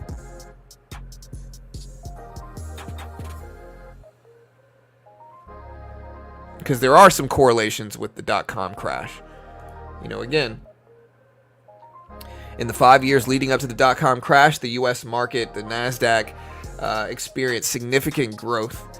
Period from 95 to 2000 was characterized by a robust bull market driven by investor enthusiasm for tech and internet-related stocks. There were minor pullbacks and short-term corrections as typical, but there was no major corrections leading up to 2000. The market climbed on what Alan Greenspan famously termed irrational exuberance. And so again, And again, here's the thing to understand, right? To give you some understanding here. The internet and technology back then was a justified, realistic, and useful technology. Like we see what the web did. Like the web grew to where we are now, right? So even though we had that .com bubble in 2000, it doesn't mean the internet was a scam. It doesn't mean the internet wasn't useful, because again, in hindsight, the valuations for a lot of these companies were justified. But when bubbles are there can be vulnerabilities. And I think that's something you have to look at objectively right now. Again, to be honest, that's one of the reasons I'm not in crazy big size in anything. That my portfolio is pretty light, all things considered. And again, I hope I'm wrong. I'm not one of those people that get mad if I'm wrong. If the market rips up, I'm for it. I'm still going to make some money. But just be careful right now. Again, I hope Nvidia holds. I think what would be healthy for Nvidia is a period of, I think if it breaks 1,000 and then stays still for a little while, holds those gains, gets 3 to 6 months of neutrality, I think is a healthy thing for Nvidia. Because at a certain point, if it continues to push up, unless the revenue and EPS deem that justified, I think there's a chance of big corrections.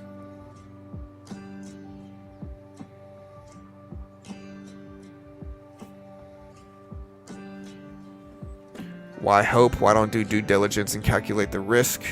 Because nobody knows what's going to happen. Like, we can all pretend to know exactly what's going to happen. Again, I talked about the Dunning-Kruger effect all the time, and I'll say it again. The people who tend to think they know exactly what will happen typically know the least, because smart traders that have been around for a long time recognize that we're all betting on probabilities. Like, there's variance. I could do everything right, make all the best calculations, and still be wrong. Just like I could do everything wrong, not do any calculations, and still make money, and still be correct about the outcome. And so again, we have to look at it in terms of probabilities, not a definitive thing. Nobody knows for sure what's going to happen. We can only speculate and guess and use probabilities to try to find an edge in it. And again, that's not a perfect science. We can only hope that we can get some understanding of it.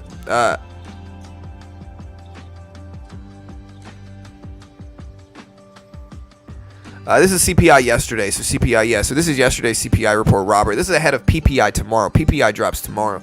But again, this is CPI came in at 0.4% higher than last time. Core CPI came in higher than expected at 0.4 versus 0.3. Flat versus the previous one, month to month. And then year over year CPI came in at 3.2 versus 3.1.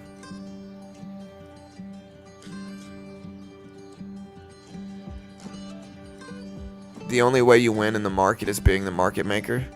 I mean, that's silly, brother. Like the biggest edge long term.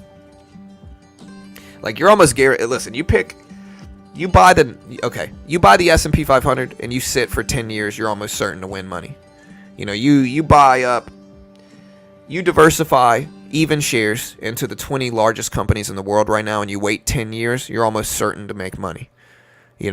And so the biggest, most profound edge the market ever gives you is long-term bullish bets. The market's going to go up over time. It's not really an arguable thing. You might have crashes and corrections and pullbacks in between. But again, on average, you're going to get about 10% growth over time in the S&P and the NASDAQ, and that includes crashes.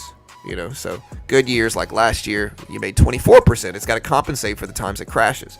But when you include all of it, it's about 10% on average gains per year. Not every year. Again, sometimes you're going to have corrections, pullbacks, bubbles bursting, and all that stuff. But long term, the stats are clear. The statistics are clear long term over a century of data.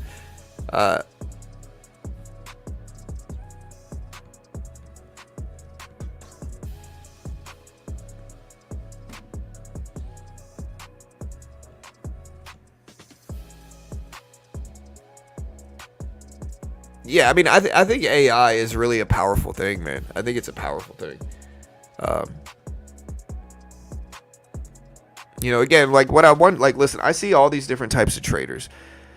The traders that typically lose the most, outside of like penny stock investors and penny stock traders, the traders that typically lose the most are traders that, I don't know if they like idolize Michael Burry or what, but they try to short the broad markets long term. And again, listen, it's all love, but trying to short the broad markets long term is one of the biggest sucker bets you could ever get involved with. You are betting against the biggest statistical edge the market ever gives you. And I get it, it's cool to be skeptical and pessimistic and short things, but again, like, if the longer you hold a short position in a blue chip stock, the less likely you are to make money on it.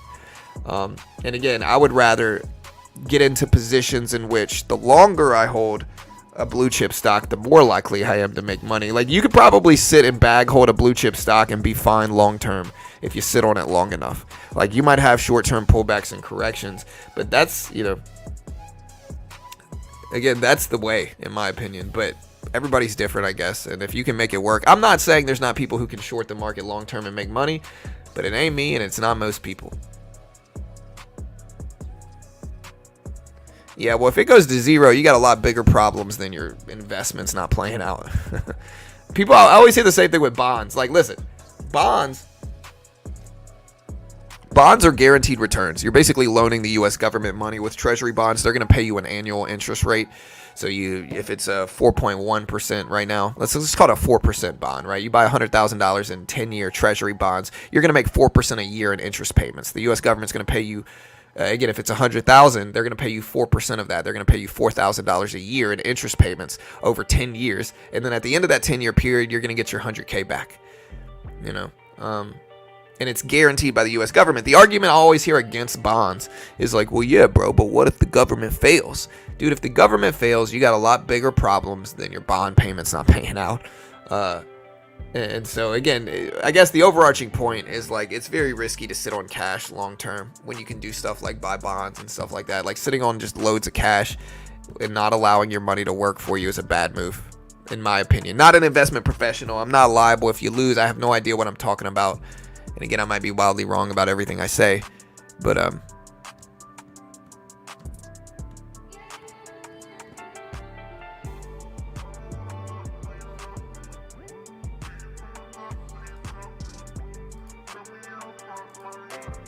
right.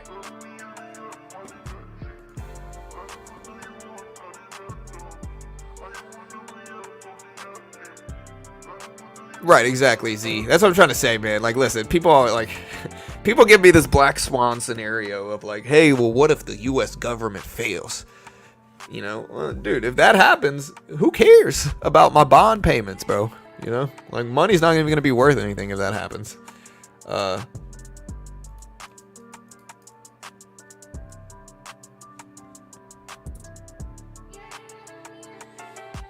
Thoughts on Tesla and pre-market overreaction to Wells? Maybe.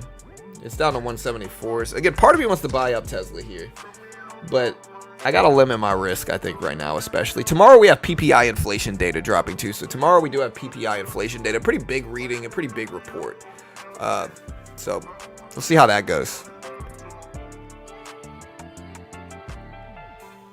Yeah, the media definitely does it. Mamba says the media really pounds on traders' mentality, where they give this really bearish perspective of the economy while the market's ripping, leading to most traders trying to be short biased. Exactly. Like, again, I've said this a bunch of times, but sometimes I need to reinforce things that I've said in the past so that people kind of snap out of it. You know, again, back here, like, listen, back here, I had a lot of people yelling at me. I'm sure some of them have created different accounts now to avoid the embarrassment of just being so wrong right here and being so convicted about it. But a lot of people were telling me to short right here. They're telling me the market was going to crash right here. You know, right here, everybody was telling me the market was going to crash years ago. They got really emotional about it, started getting really, like, some of them got really, like, disrespectful and rude about it. They were telling me the market was going to crash right here. Again, I was telling people the same thing I'm saying now, which is like, yo, the market doesn't have to crash. Like, the biggest edge is long-term on the upside. We've already pulled back huge percentages over the last few months. I'm going to be buying stuff up, and that's what I did. I bought stuff up on this pullback. In hindsight, the market ended up doing freaking 24% last year. You know, who do you think made money on that? Well, the banks put out a bunch of negative media saying, hey, the market's going to crash. Prepare yourself. The market's going to crash. And so retail ate it up. And again, they nonstop. Again, you got big time YouTubers telling you the market was going to crash here, you know. And in the end, retail ate it up. Everybody was short biased. Everybody thought the market was going to crash. I was an outlier. And again, in hindsight, the market ended up ripping up 24% and breaking highs. And so who do you think made money on this? The banks did. They made money on the upside. Who do you think didn't make money being overly short biased? The retail traders did. You know, and again, nobody cries manipulation more than somebody that was wildly wrong about a prediction in the markets. And so again, you got to understand, like, you got a lot of big time YouTubers telling you every other week the market's going to crash. Like, traders, y'all have to be resilient to that. Y'all have to understand that, like, the sky is falling gets clicks.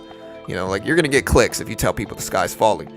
But it doesn't mean it is. And you got to be more resilient, I think, sometimes to that type of stuff. Because I think if you look at hindsight, a lot of them have been wrong about every single one. You know. Google started to break down.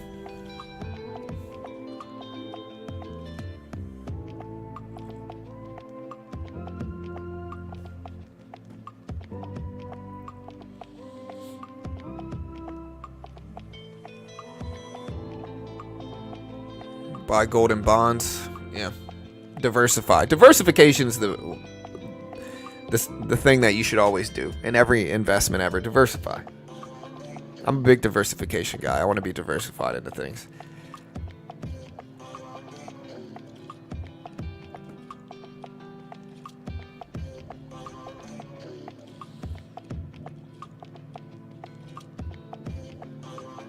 Yeah, maybe. Nvidia's still trying to hold. Tesla's still trying to hold too. And again, now with all that said, guys, the real estate market is in turmoil, right? It's been like this. Again, real estate investors, real estate professionals, mortgage brokers, real estate agents. Again, I'm a licensed agent here in Texas, you know. I'm a licensed agent here in Texas. Again, people have to understand, real estate's in shambles right now. Again, interest rates are high. Nobody wants to get a mortgage because you're paying freaking 8%. Nobody wants to get a mortgage. Nobody wants to buy a house. You're going to pay noticeably more to get a mortgage. Like, again, the conventional appeal of real estate is that historically you were able to get a mortgage. You're going to put a big down payment down, but you're going to pay noticeably less than you're paying in rent payments. And right now, that is simply not true anymore. Right now, it's going to cost much more to get a mortgage than it is to pay in rent. And so, again, a lot of real estate professionals are just struggling. They're just struggling. Mortgage brokers are struggling. They went from booming in 2021 to nothing over the last 2 or 3 years. Business dried up drastically. For a lot of real estate agents, a lot of mortgage brokers. And so, again, a lot of them are really rushing for the Fed to cut rates, because if you want to know when interest rates are going to go down, you got to wait for the Fed to cut rate signals, less inflation worries, and more. And they want to stimulate spending through lower interest rates, right? So you got to wait for the Fed to cut. You got to wait for the Fed to pivot to a more dovish stance. And again, I don't know when that's going to happen. You know, the Fed doesn't, they're not, they said their base case is not in March for sure. But again, they could always change. Maybe they do cut in March. I don't think it's going to happen. It's going to be June plus, probably. But again, that's when interest rates are going to start going down, is when the Fed chooses to start cutting rates.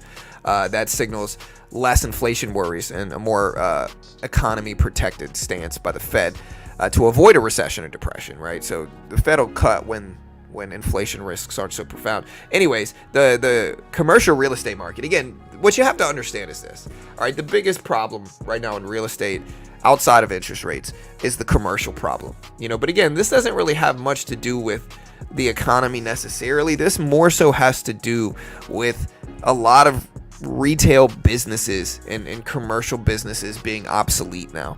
Like, technology has grown so much to where you don't need to pack a warehouse full of thousands of people to build a business, a sales business as an example. You don't have to do that anymore. Instead, you can use remote software and not have to pay tens of thousands of dollars in rent every month. Your margins are going to be better, and the productivity is roughly the same. And so, you know, that's bad for commercial, you know, and that's something that we've seen over the last like 5 years, really, is commercial is struggling because, again, people don't need it as much anymore. They don't need commercial business as much anymore. And I think outside of other aspects of the economy, commercial's been struggling in that way. And again, I don't know when it's going to get better. I don't know if it's going to get better for commercial. You know, interest rates are already freaking high. And so I think people are buying commercial even less now. But again, the question is, does that trickle into the rest of the economy? And that's something that we're not really seeing that much. But maybe it happens, you know.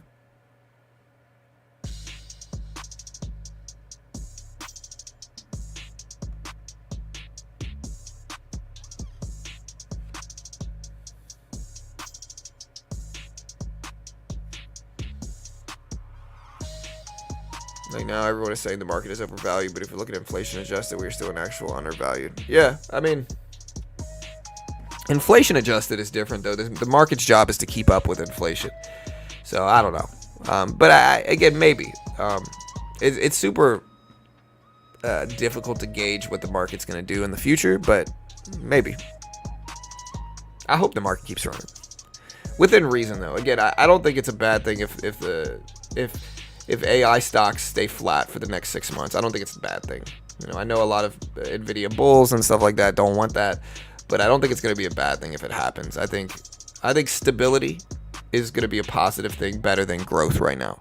I think long term you want sectors and markets to move up, and then you want them to hold. You know, this holding justifies the price, right? If we can't hold and we ended up breaking back down, that's what can cause a bubble crash or whatever. And so what we ideally need is Nvidia to hold the gains, you know, for a longer period of time and do something like this or whatever, and just hold these gains, make it justified, continue to show great increasing revenue and EPS. That's what we need.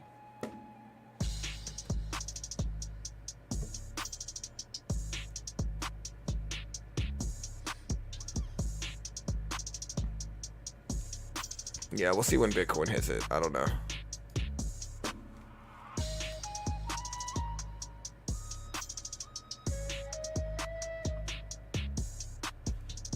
And remember, chat, check out Apex. Apex right now, guys. I think it's to the end of today. I think this ends today. Let me make sure.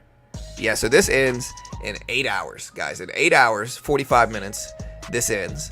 All right, right now on Apex, again, they have accounts all the way down to 25,000. The big value right now is that you can reset for 35 bucks. And so again, I recently got funded in this $300,000 Rhythmic account. It's actually a 300K Rhythmic account.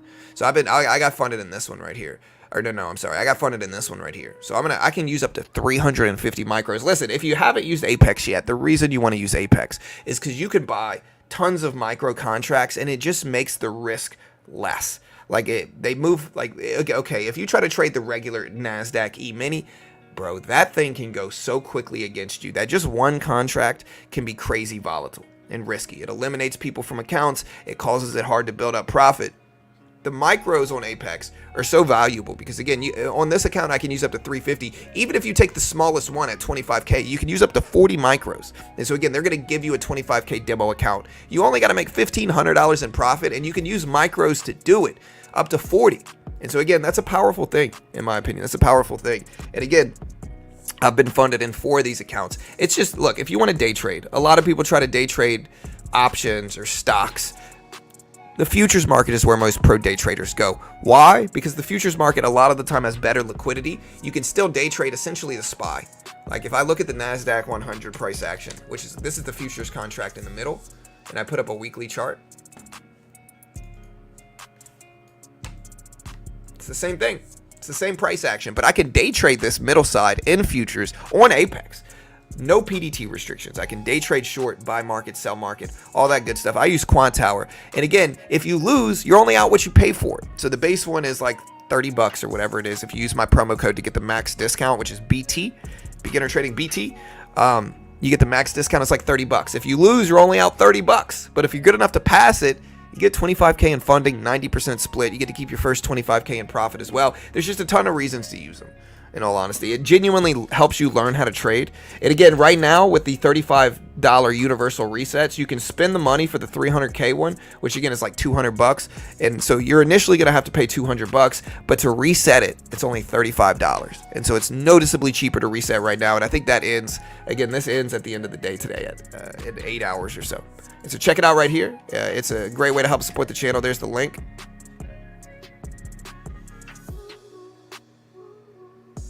Great way to help support your boy here in this channel. Again, use promo code BT, beginner trading, BT, beginner trading. You can also use BBB if you want, but check it out. Help your boy out here and support the channel. Again, remember, I'm terrible. No idea what I'm talking about. Might be wildly wrong about anything and everything I say.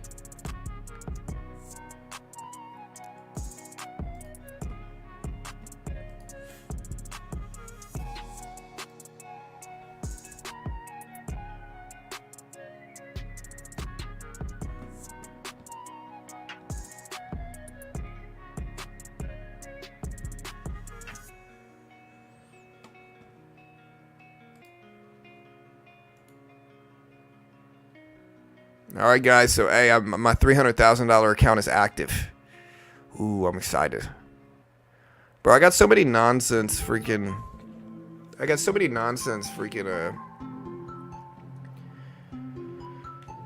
My channel's grown a lot, so I got these people reaching out. And like, listen to some of these. Like, these are probably scams, right? This guy's saying Nvda and Water is trying to sponsor me. Like, dude, like, how dumb do you think I am? Like, yeah, right, bro. Like, these are scammers trying to bring you to Telegram so that they can scam you. And again, small YouTube channels, you need to be very, very careful, right? Like, again, small new channels are desperate for sponsors. You know, you want to wait until you're actually big to get sponsors.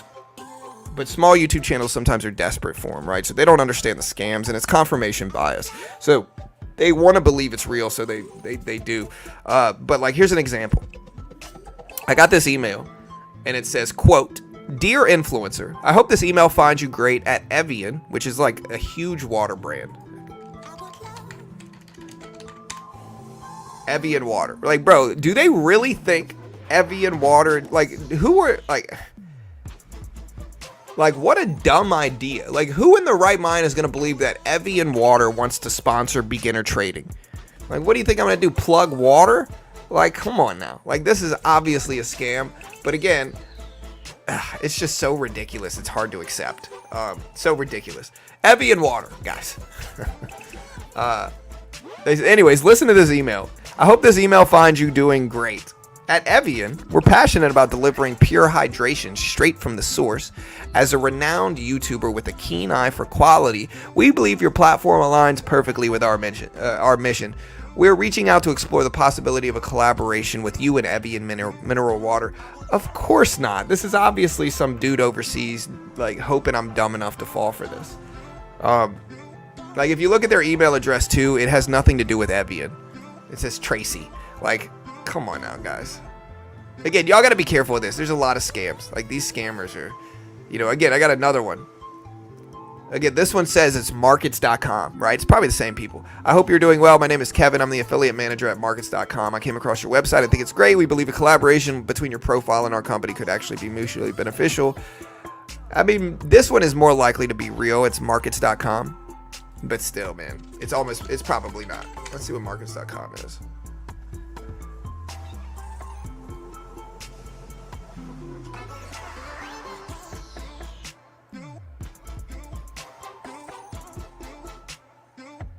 I guess, yeah, this actually might be real. It's a brokerage. Anyways, I don't accept it. I'm not gonna accept it, but this one might be real. The Evian one is just freaking crazy shocking.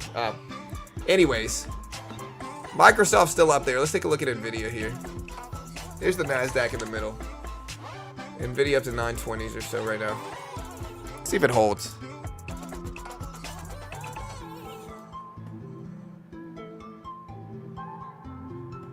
It's definitely not real, man. Like, Evian water is definitely not.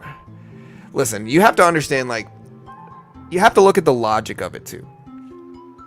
You can look this up, and I'm sure if you look up Evian sponsorship email scam, it's going to show a bunch of people showing why it's a scam. You know, again, there's no reason for Evian to sponsor me. And again, Evian wouldn't sponsor me no matter what. Like that's a silly request. That's kind of like saying Coca-Cola wants to sponsor me. You know what I mean? Like, it's just so outside the realm of possibility that, like, whoever came up with this idea of trying to trick me with Evian is dumb, you know?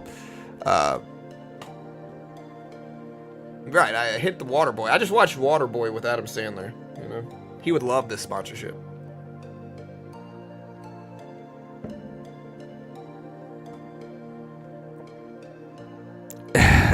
I'm sponsored by Evian. Only had to deposit $2,000 to sign. Right. Only had a sign-up fee of $4,000, you know? And I also had to send them my passwords, right? That's what they're hoping. They're hoping people are so, like, I see it a lot on social media with jobs, right? Like, I see it on these pages on social media. And again, this gets a lot of people. All right? Like, you see it on social media where people are looking for jobs, and you get somebody part of, like, a Facebook group or something that says, hey, they say, hey, we're looking to hire somebody for a, quote, data entry job. And they give it some, they're like, yeah, we pay $25 an hour, you know, 6 hours a day, remote work from home, you know, and like, they give you the best, like, they give you completely unrealistic salary. They say, oh yeah, we'll pay you $90K a year for remote data entry work, right? Like, they'll give you a complete unrealistic salary. And then they'll say, message me here. They'll say, oh, if you're interested, message me. And so, of course, you get like 20 people being like, yo, I'm interested. And then when they message you, that's when they start trying to scam you, right? Like, they'll message you. A lot of it is phishing. So they'll send you a link. Most of the time, what they're trying to do is they're trying to collect a $100 sign-up fee or something like that. Where when you put out a like heavy volume of these scams, that's what happens, right? So just be careful. Don't fall for this stuff. There's a lot of like scammy people out there in the world, and it can get really tricky. Some of them, it's not as obvious as the Evian one. It'll just get really tricky.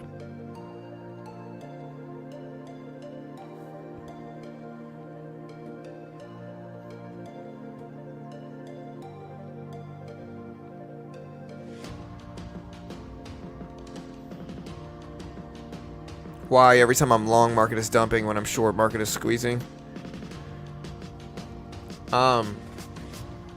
I mean, realistically, if you're struggling like that, you probably just want to go long over. I mean, again, I'm not telling you what to do. I might be wildly wrong. Maybe the market crashes tomorrow. I don't freaking know.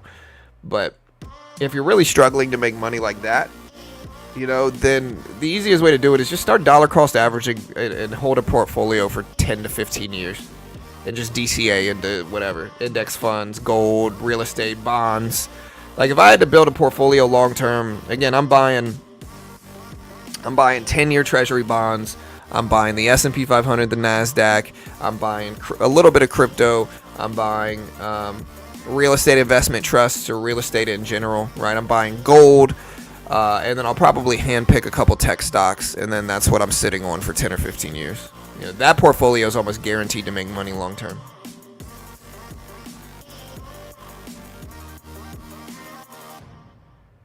Yeah. But he wants Lambo now. Well, no Lambo aquí, mi amigo. Apple again up to 173s. Apple trying to rebound back up. We'll see if it does. But right now the market is in a bubble territory. Yeah, but you don't know that though, Bao. I guess the point is like you can try to short the market, but if you're wrong, you're big wrong. You know. I think that's the mistake most people make. Like again, the way I adopt things is like I'll take positions long if I think the market's too extended on the upside. I just don't buy anything. But again, I think that's where people get the market the most wrong, where they're like, "Hey, we're in a bubble. The market's up too much," and so instead of just not buying anything, they short, right? And then they're wrong, and then the market keeps pushing up more and more and more. And so then if they're a gambler, they're going to short even more. And right, and then they're just getting punished long term. They're losing so much money. It's probably kind of a really rough thing for them. The way to fix that is stop shorting long term in blue chips. Like shorting blue chips, unless you're isolating very short term activity, is the biggest sucker's bet in the world. You know, like you're betting against the strongest companies in the world. Again, maybe you're right, but the risk. Again, the longer you hold short positions like that, the more wrong you probably are. The longer you hold a long position, the more right you probably are, you know. And I think y'all have to understand that as well. I get it. People want to be contrarian. But you have to look at historical statistics. Like, that's what you got to look at.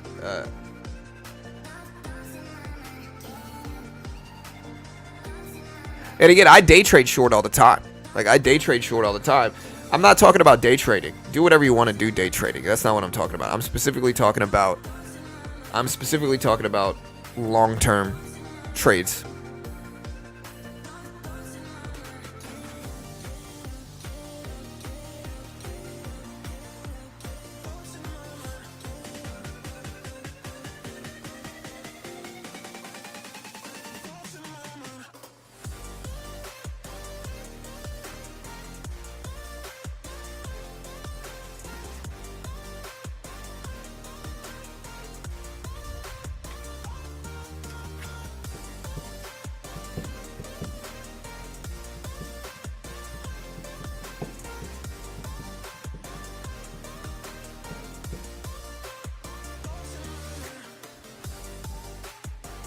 Water sucks. Gatorade's better. You know? If you know that reference, you're cool. Look for U.S. debt history. Yeah. I mean, that's... Yeah. I mean, I probably agree with that craw as well. But who knows when that's going to be. It might take time to catch up. It's definitely not... Time-wise, it's not super predictable. So I guess my point, it could be in a year, it could be in 6 months, it could be in 5 years. All right, Nasdaq's starting to flush down a little bit. It's mostly from Nvidia falling down. Look at Nvidia dipped to 920s.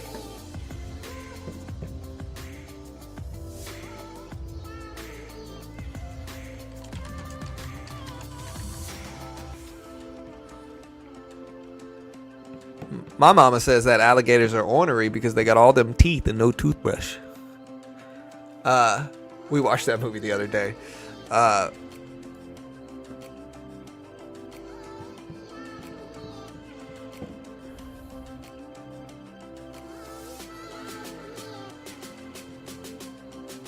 If you look at the psychology of a trader and inverted that we are in a bubble bear thesis, shows we probably have another 40% to the upside. Possible.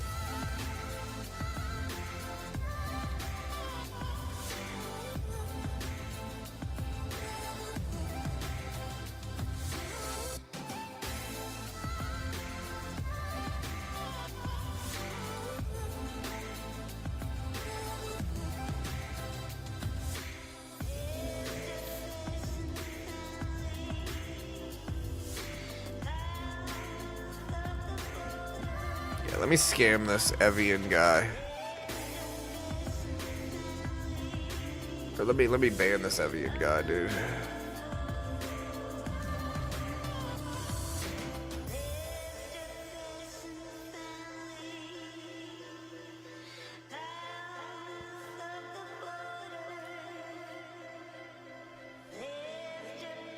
Alright, so we got our $300,000 funded account, chat.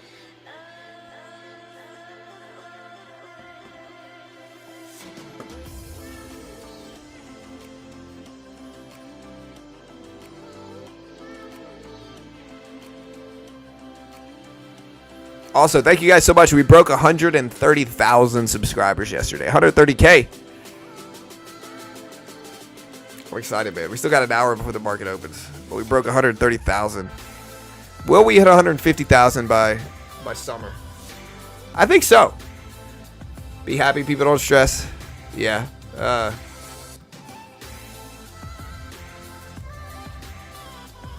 So the target is to make $1,200 a day. No, not even that much. I don't even need that much. I need $300 or so. PPI news is tomorrow. Yeah, so PPI news is tomorrow. Today we don't really have anything major.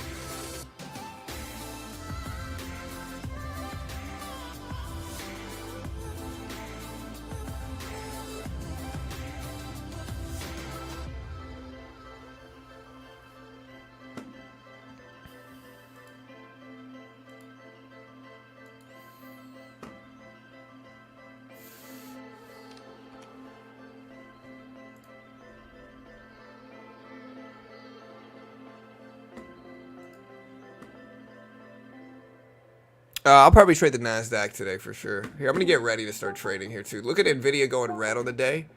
Look at Nvidia. Nvidia just went red on the day, chat. Let me put this up here. I'm gonna put Nvidia in the middle one. I'm gonna put two charts up. Nvidia just went red on the day. It's at 917s right now. 917s.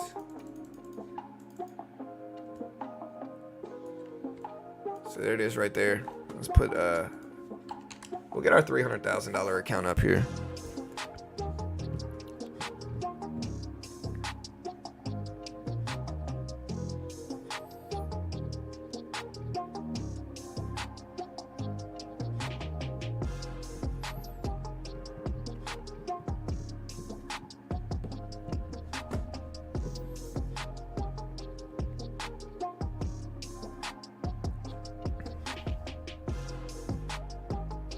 Yeah, good luck, MS. Congrats, bro. Yeah, we're gonna get our 300K one up.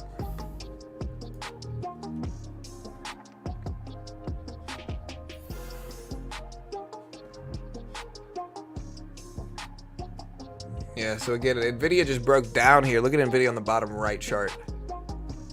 Let's put I'm gonna put the SPY up to see how it's reacting to this. But man, look at Nvidia. I'm gonna put Nvidia at the top actually. And then I'll put like the SPY at the bottom here. We could also put like gold up. All right, so there we go. We're in here.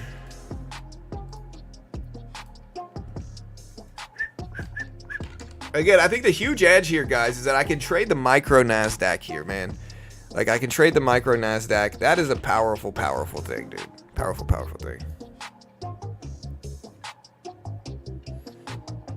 I'm pretty sure it's set up. Oh wait, there it is. Okay. Okay, let me make sure this is PA3. Let me make sure this is, bear with me, chat.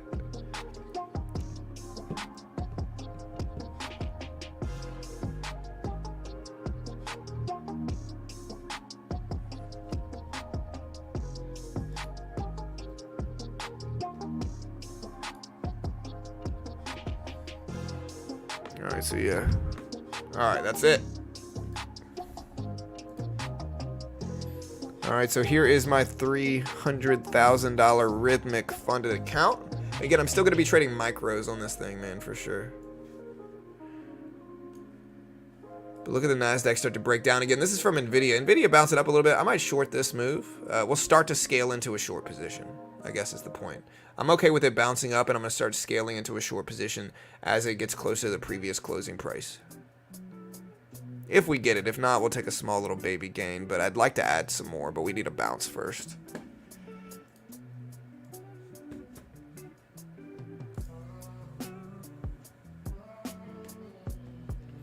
So the micro is MNQ.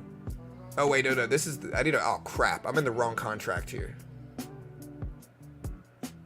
I think it expires today, so I think this is the last day. I got to exit out this chat. And the new contract is MNQ M4.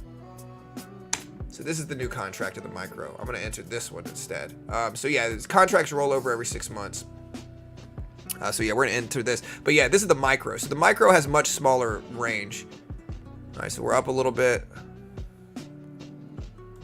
So yeah, the micro has a much smaller range. And so we could take smaller size day trading versus trading the regular. If this was the regular NQ M4, the range is going to be, this would be hundreds of dollars in gains or losses very quickly. So the size is just much smaller with micros. And again, on Apex, I can take up to, on this account specifically, I think I could take up to like 350 micro contracts. So I can trade as many micros as I want. And sure, the commissions are higher, but it limits my risk and I can scale in and out. And that's the valuable thing of this, is that it limits my risk. I can scale in and out.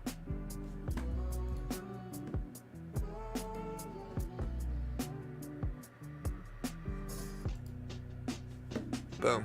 All right, we're going to take half off there, lock that in. Boom. All right, so we just made about 20 or 30 bucks really quickly there, shorting this. I thought we might reject on Nvidia at the previous close, and we did. So yeah, we're up a little bit. Not bad. We'll see what the rest of the day gives us. Remember, the rollover happens today. We have to move over from the expired one. The expired one is H4. The new one is M4. So I'm trading MNQ M4. The E-mini would be MES M4, you know. And again, if you want to check out Apex, link is in the description. Use promo code BT. Beginner trading, all one word, BT.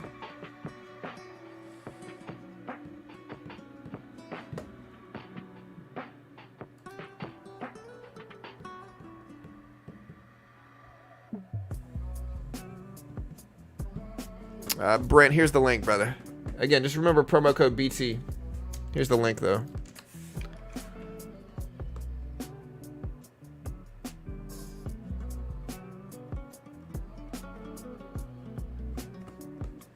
And again, remember, I'm not an investment professional. Read the bottom of the screen. Read the promo code, or read the understanding. I am terrible at this stuff.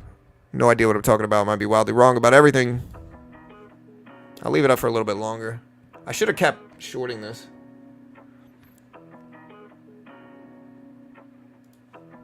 Alright.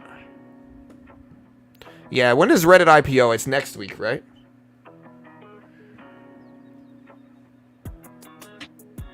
I don't know. You can't trade options before open, Jeanette. I'm trading future contracts, not option contracts. Yeah, 350 contracts will be chaotic. Yeah, definitely top 3 that has no idea what I'm talking about.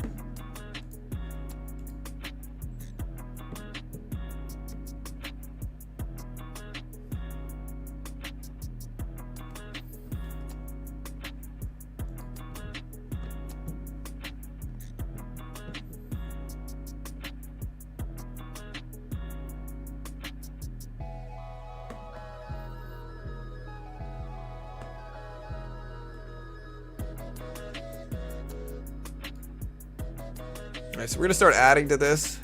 I do see Nvidia start to bounce back. We got a little cushion, so we'll try to trade into that cushion. We only got one contract. Not really. If we break down enough, I'll add to it, but for now, we just gotta let this sit. It's just nothing, unfortunately. Alright, I'll add a little bit more to this here, see if we can get a little bit more gains from this.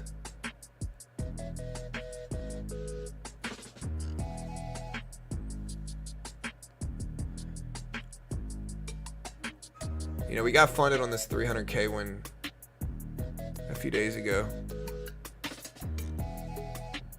I gotta take a little bit larger size. I'm gonna have to go in with like 4 contracts, I think. But there's Nvidia, break it down. There we go.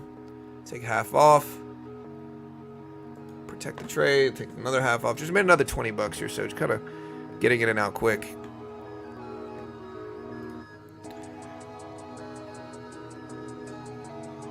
What's your dream car? I don't know. I got a lot of different dream cars.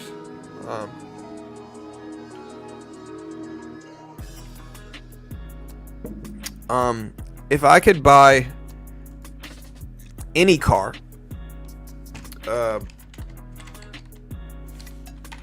it would probably be a new McLaren.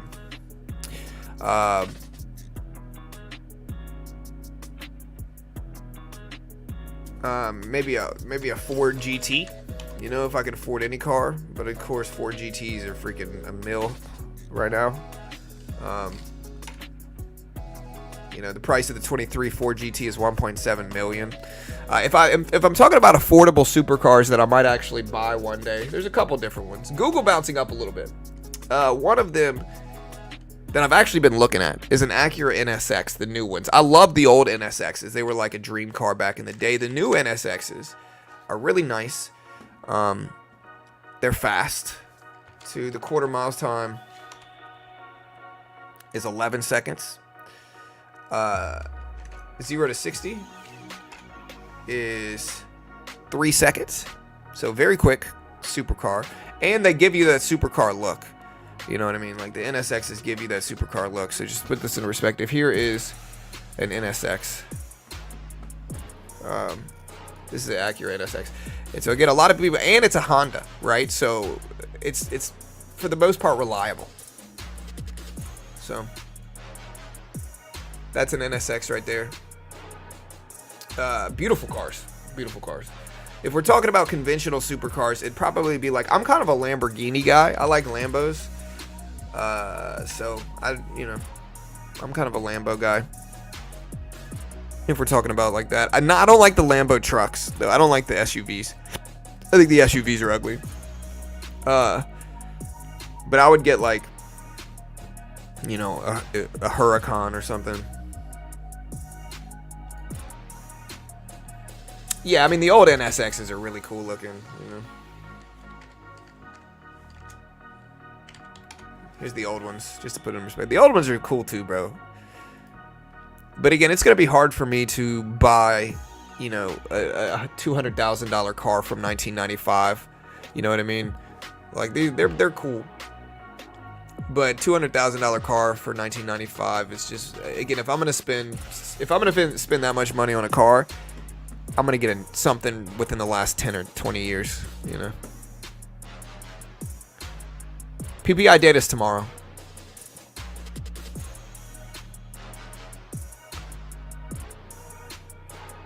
Hey, nice, Barry. Congrats, man. $300 is my daily goal. The DeLorean, hey. I like Teslas. Teslas are cool. The Cybertrucks are fun.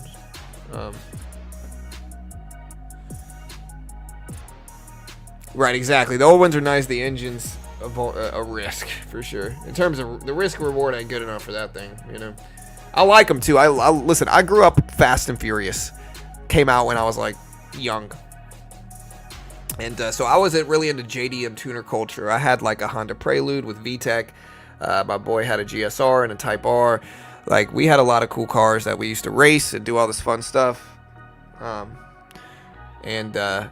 Yeah, I was always into, like, JDM tuner culture. And that was kind of like my car style. That's why you see the NSX, you know.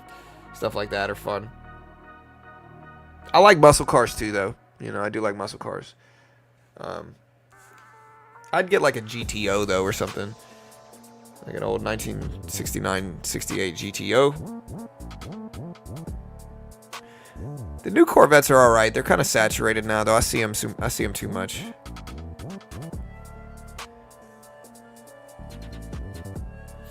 Alright guys, so we're starting to test lows again.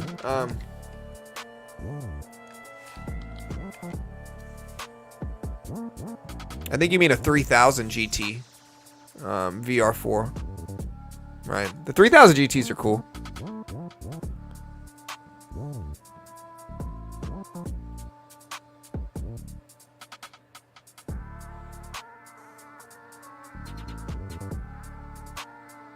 Yeah, I've seen one Cybertruck, one.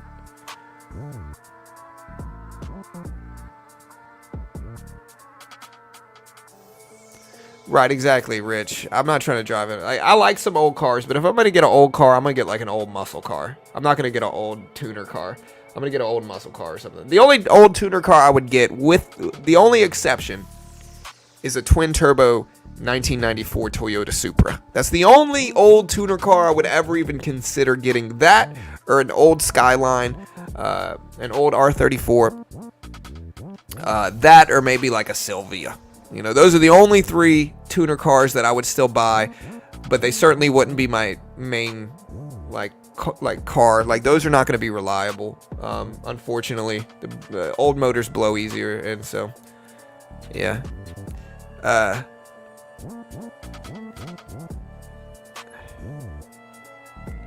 They kind of can, Barry, but you know. Yeah, PPI's not out today, guys. PPI drops tomorrow, chat.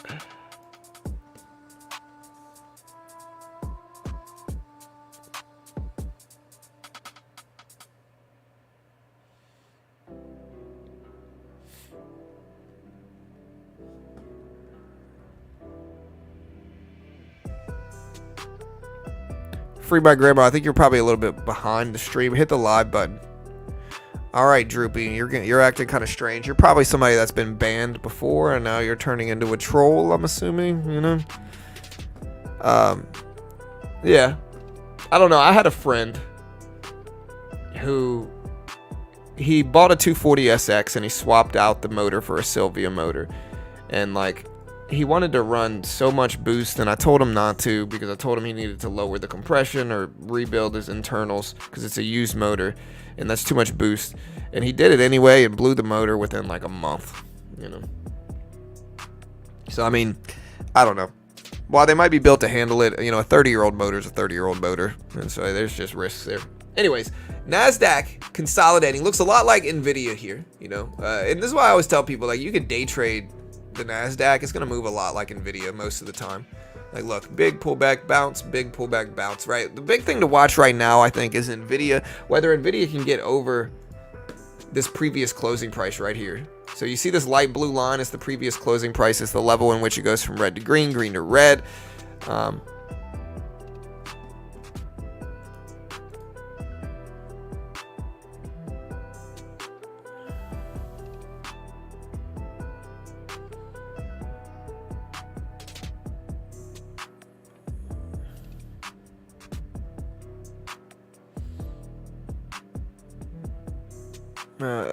Was the motor scrap? I'm not sure what he did with it after that. Again, like, he didn't know as much about motors as I did. Like, I tried to tell him. He was relatively new to like tuner culture. I had been doing it since I was like 14.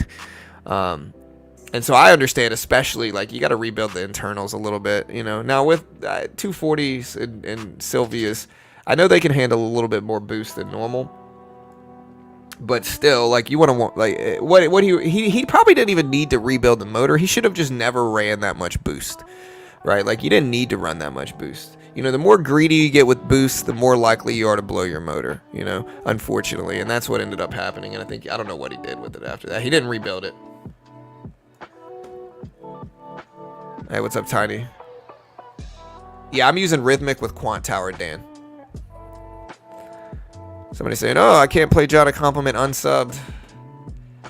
I mean, if I've never seen you before and you show up and you call me by my first name and you talk about how hot I am, you know, I mean, maybe the internet has just blinded me to this, but like most of the time, if I see like a girl, I usually think that they're probably either a scammer or a troll, you know, because people are more susceptible to that, I think.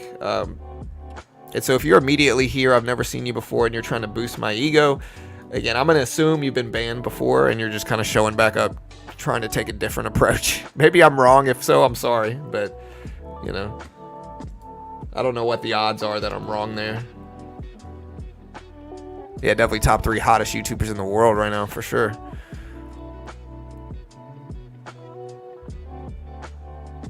You know, looks like Forrest Griffin in here, man, you know.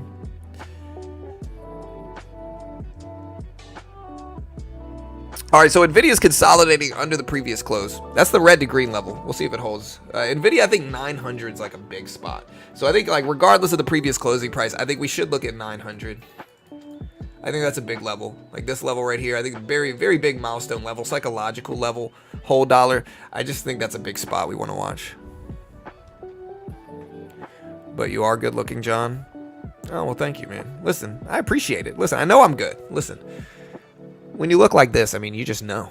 You know, you just know, man. Listen. When you look this good, you got a beautiful library of books here, you know. You smell of mahogany. And, you know what I mean? Listen.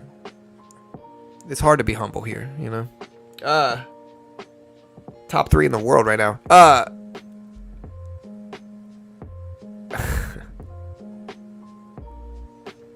Yeah, I've seen you before, DC. You're good, dude. Yeah, with all that said, though, guys, remember, I'm terrible. I have no idea what I'm talking about. I might be wildly wrong about everything I say. Don't copy me. Titanic John from the streets. No, it's Mahogany John, you know? Yeah, listen. The streets are talking about it, Biggie. That's all I'm saying, you know? Mahogany John's coming through. Anyways, enough of the trolling here. The SPY testing that previous closing price. We'll see if the SPY can hold here. You know, again, y'all want to see Mahogany John? Let me find him. I had him somewhere. Mahogany John, right there. Look at me. It's AI John. This is AI generated. It's just not quite right. There's something that's just not quite right about it. I think the lips are a little off. But still.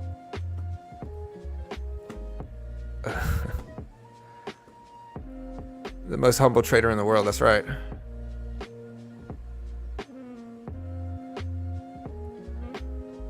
Tesla downgraded. Yeah, Tesla news. Tesla's been dropping significantly here, team. Johnson & Johnson had some bad news here. The ECB new framework minimum reserve requirements will remain unchanged at 1% spread between the rate on MROs and DFR to be reduced to 15 BPS versus previous of 50. Stop John is getting hot in here. Hey, my guy, thanks so much. You know, we try. You know what I mean? We try in here. What info are we getting today? There's not really any economic reports. There's nothing really big going on, I guess. Tomorrow's the big one. Was that pick from your application to be the most interesting man in the world? You know, yeah, it's either this one or I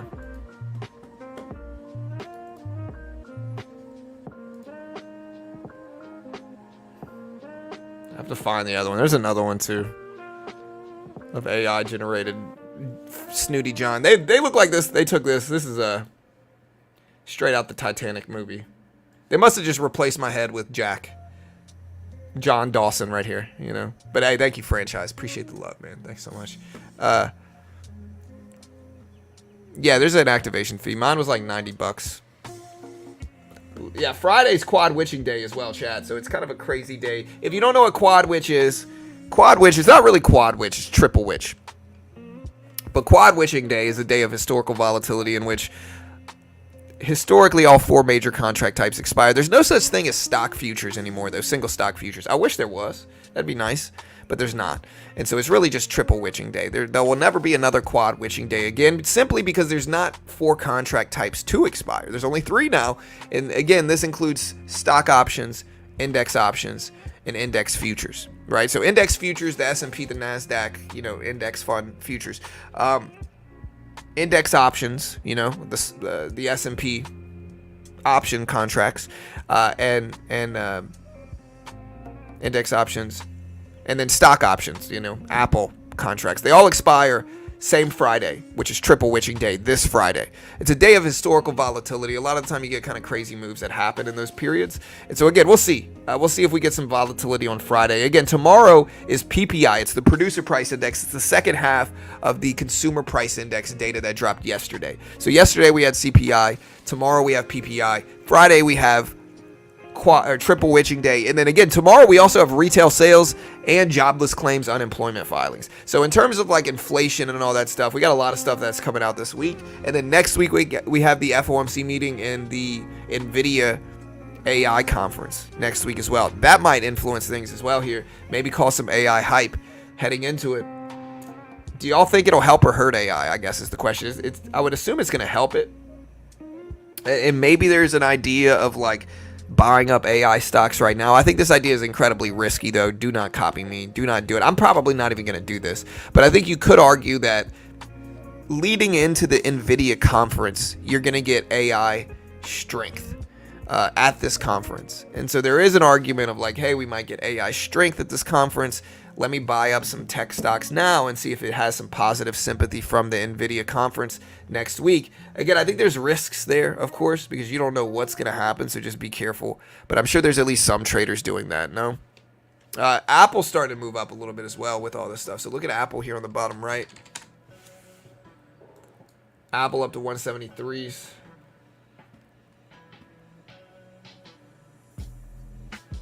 What's up, Manny?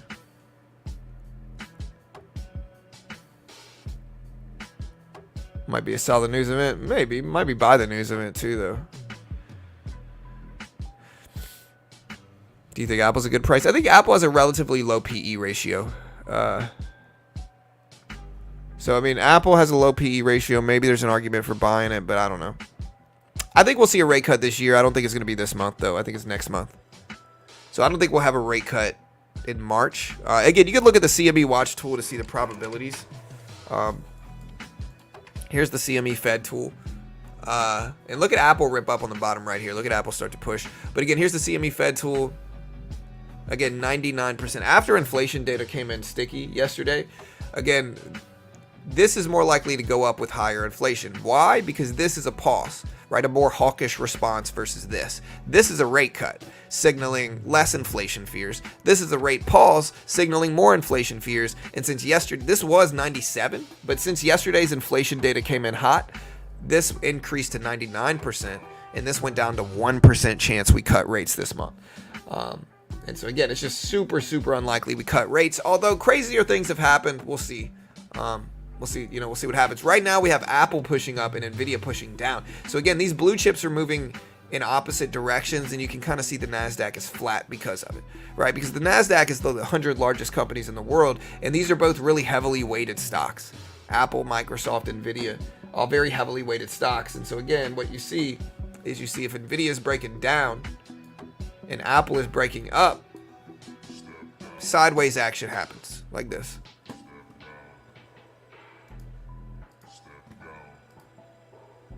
But yeah, appreciate the $20 franchise. Thanks, brother. I think media reset the bar. Yeah, maybe 7.5.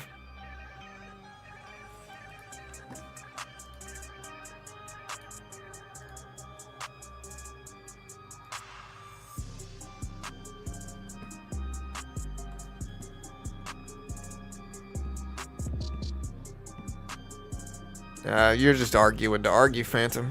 Yeah, PPI's tomorrow, MB. So, I mean, for what I gather, Phantom, you're kind of like a huge troll anyway. Does Umar get a chance at the belt? I think I like O'Malley. I want to see him stay champion because I think he's a fun fighter to watch. But I think Merab as well as Umar will demolish O'Malley, especially Umar. But Merab as well. I think Merab Devashtali would destroy O'Malley most likely, but I think he's a little bit. Okay, the problem with Merab is that he leaves his chin a little bit high, and so there is a chance O'Malley catches him. But what I'm saying is O'Malley better be training takedown defense now, because Merab Devashtali is another animal than anybody he's fought, bro. And then Umar, Habib's, is it brother or cousin?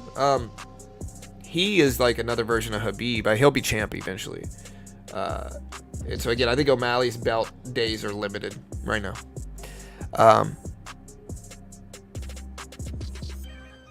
Have you talked about the Tyson fight that is happening? I think it's a terrible thing for Tyson. I don't know what Tyson's thinking. I feel bad for him that he needs to do fights like that, because I like Tyson. He seems like a good dude right now. But again, Jake's young, has a much better chin. Tyson's almost 60. He might have been great in his day. People underestimate how much age affects people. Age affects timing, affects your chin, it affects power. And so, Tyson fighting Jake Paul is a horrible thing. Horrible thing. He should never be doing this. Jake Paul shouldn't even accept that fight. The fact that he is a horrible thing. And again, if it's a real fight and not just kind of an event to look like a real fight to take everybody's money, kind of like Roy Jones Jr. versus Tyson, which was a ridiculous fight that wasn't even good, and they weren't even really trying to fight each other. If it's not like that and it's a real fight, Jake Paul should be ashamed of himself.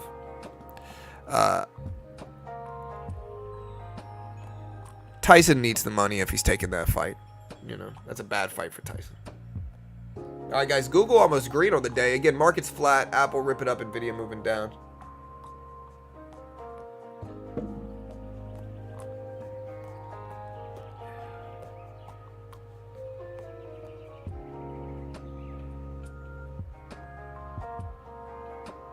Yeah, O'Malley did great. He didn't knock him out, though, but he did great in that fight. I mean, O'Malley's great at striking. I don't think anybody can say O'Malley's not good at striking. O'Malley is one of the best strikers in the UFC, for sure, without question. Very good step back left hand is what gets people. That step back left hand, sometimes it's a straight, sometimes it's a hook, but that step back left and that step back cross is really what it is, but that thing's a thing of beauty, man. But again, the problem is Merab Dvalishvili is a different beast. He's a different thing. And so it's very hard to knock somebody out if you're sitting on your butt, you know, or sitting on your back, unable to get up, getting thrown around. And so we'll see. But I think it's again, I don't think O'Malley's going to keep the belt very long. And I hope I'm wrong. You know, I hope I'm wrong. I think there's too many really talented grapplers in that division for O'Malley. Anyways, Tesla bouncing back up a little bit. It's still under 174s. Apple trying to go green on the day. And Nvidia sitting at 900s, though. I might buy this. Okay, I'm going to buy this, and I'll tell you why. I'm going to bet that Nvidia holds over $900. I might be wrong. Do not copy me. I'm not an investment professional. I'm not liable. If you lose, you always make your own assessment. Trade responsibly. You know, all that good stuff. Blah, blah, blah, blah, blah, right? Don't copy me. But I'm going to buy this now, and I'm going to try to add to it, and I'm going to basically bet that Nvidia holds over $900. And I'll take profit on it and add back to it if I want. I'll try to make it a longer-term trade. Again, this is my $300,000. All right, we're going to take that off, and we'll let the rest ride it. Again, we'll probably add back to it if I need to as well. I just think Nvidia is going to bounce here.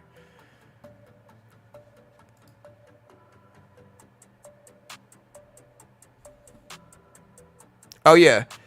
I always knew Page was good. Some people are upset for whatever reason because he beat Kevin Holland, but Michael Page, he's always had great striking. I've been watching him for years, man.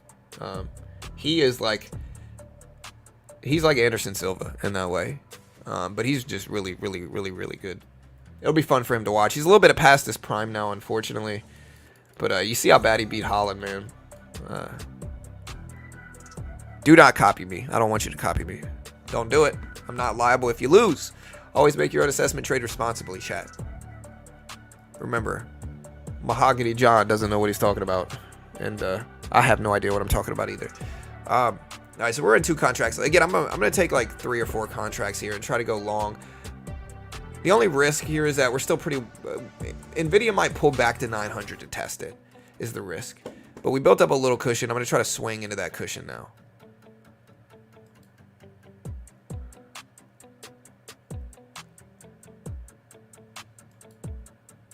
All right, so there's 4 contracts. I'm not going to take over 4, I think. I just got to be patient now and wait.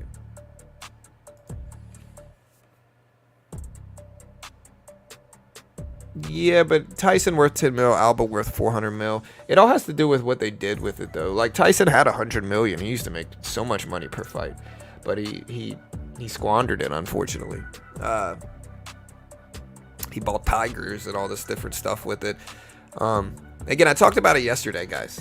But listen, if you're ever in Tyson's shoes where you're making that much money, man, just freaking put it in bonds. Put 25% of it in bonds, 25% of it in the S&P 500 and the Nasdaq, and just let it sit. The compounding effect of that is going to be powerful.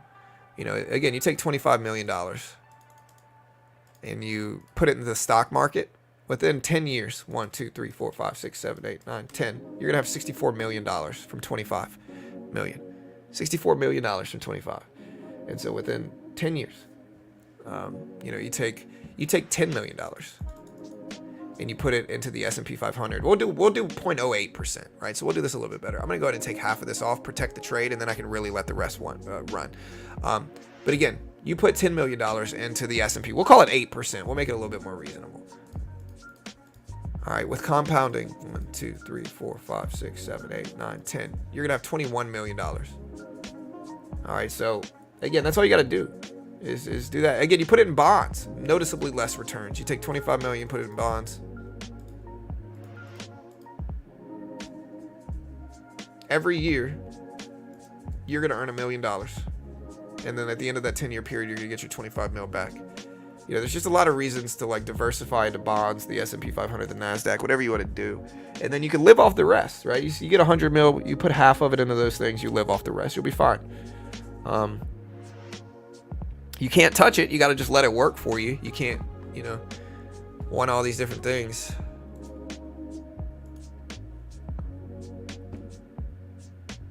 All right, so we got one contract left here.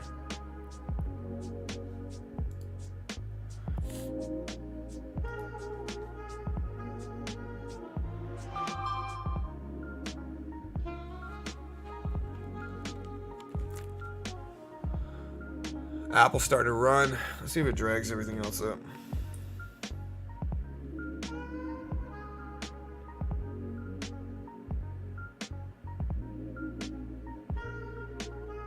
Hey, my friend Britt. What's up, Britt? How you doing, bro? Hope you're doing good.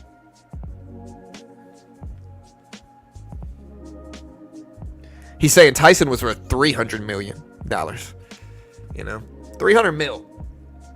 Bro, you take 10 million of that, dude. Even if Tyson would have just taken, like, look, if it was 300 mil, which is crazy.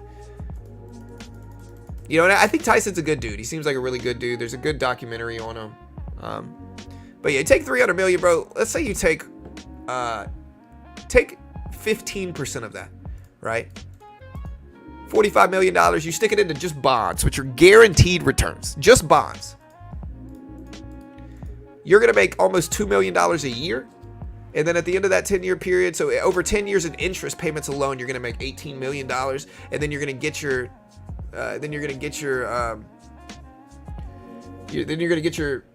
principal back at the end of it, or maturity anyway. I can't remember how much it was, but yeah. All right, so again, point is, don't let your money sit. You'll lose money to inflation. But if you want to blow money, look, if you want to blow money, you got to protect some of it first, right? Always take some of it, stick it away, invest it, buy bonds, buy the S&P 500. You know, while it's volatile short-term, long-term, it's very reliable. Again, 8 to 10% on average, which includes crashes, which means that on good years like last year, you make 24%. It's got to compensate for the times it crashes. But again, on average, over both of those things, it'll give you about 8% a year. That's a powerful thing. With compounding taken into effect, that's a powerful thing. All right, so we're just going to lock this in. We're up about $75 day trading our funded account today. Let me make sure. We're up something like that. All right, chat. We got 25 minutes left until the opening bell. This account's currently sitting at... Yeah, we're up about $75 today.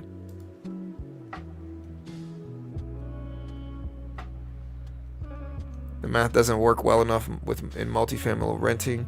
I mean, it does, P. Where you make your money back, though... Where you make your money back, though, right now is you make your money back in cash flow from rental income, right? So, again, those things will probably appreciate over time regardless. Like a rental property, like a duplex or something, will probably appreciate over time regardless.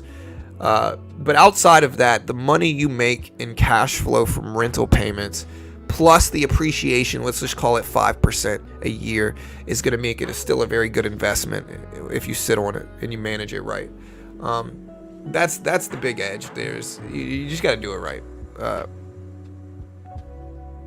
Right, like Buck says, my first rental cost me about $100K, generated $10,000 to $15,000 a year in income, and then I sold it for $155K. Exactly right. Right, like it's multiple income sources in rental properties. That's the value of them. That's why they make sense a lot of the time. Again, Tesla's starting to rebound. It's at 174s.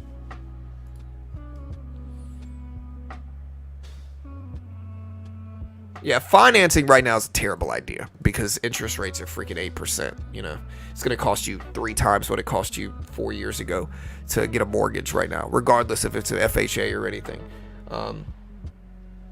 And so, I mean, you know, regardless of any of that, it's still a tough time for interest rates and mortgages. Getting a mortgage, again, the conventional appeal of mortgages is that you could put a big down payment down and pay less than you're paying in rent and own the property. But right now, that's not true. Right now, you're going to pay much more in mortgaging than you are going to be in renting. And yeah, you could always refinance. You talk to a mortgage broker, they'll tell you to refinance it or whatever. But again, there's just risks right now. Cash is king, you know.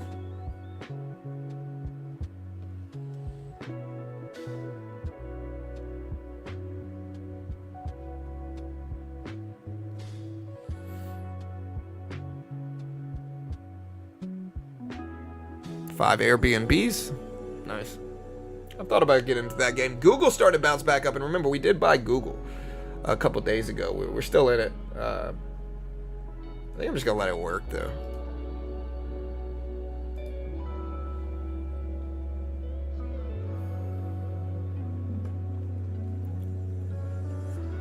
Yeah, property taxes are high here in Texas, though.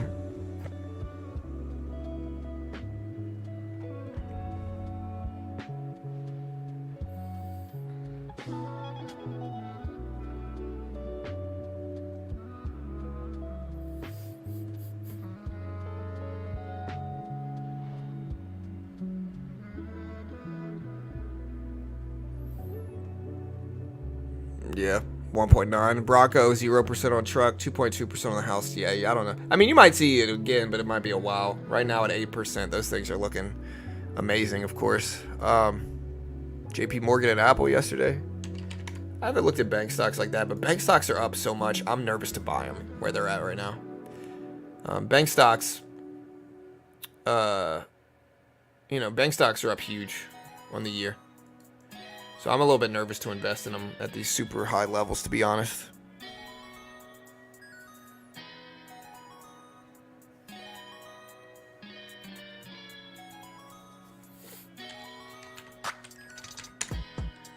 ARM at 127s. Nvidia almost at 910s. So Nvidia back up. Again, I thought we would bounce. $900, such a big like mental psychological level. I thought that would be a reasonable spot. We've got a nice little cushion heading into the open, and during the opening bell in about 20 minutes we'll start to get some larger trades in the books. Here's my P&L. We're actually up more than this. I'm not sure why it's not showing, but we're up about $71 in our funded account. You can see it right there. We're up about $71. Pretty good trading though today. We got about a 3.5 to 1 win to loss ratio, so about 3.5 to 1. So we'll take it.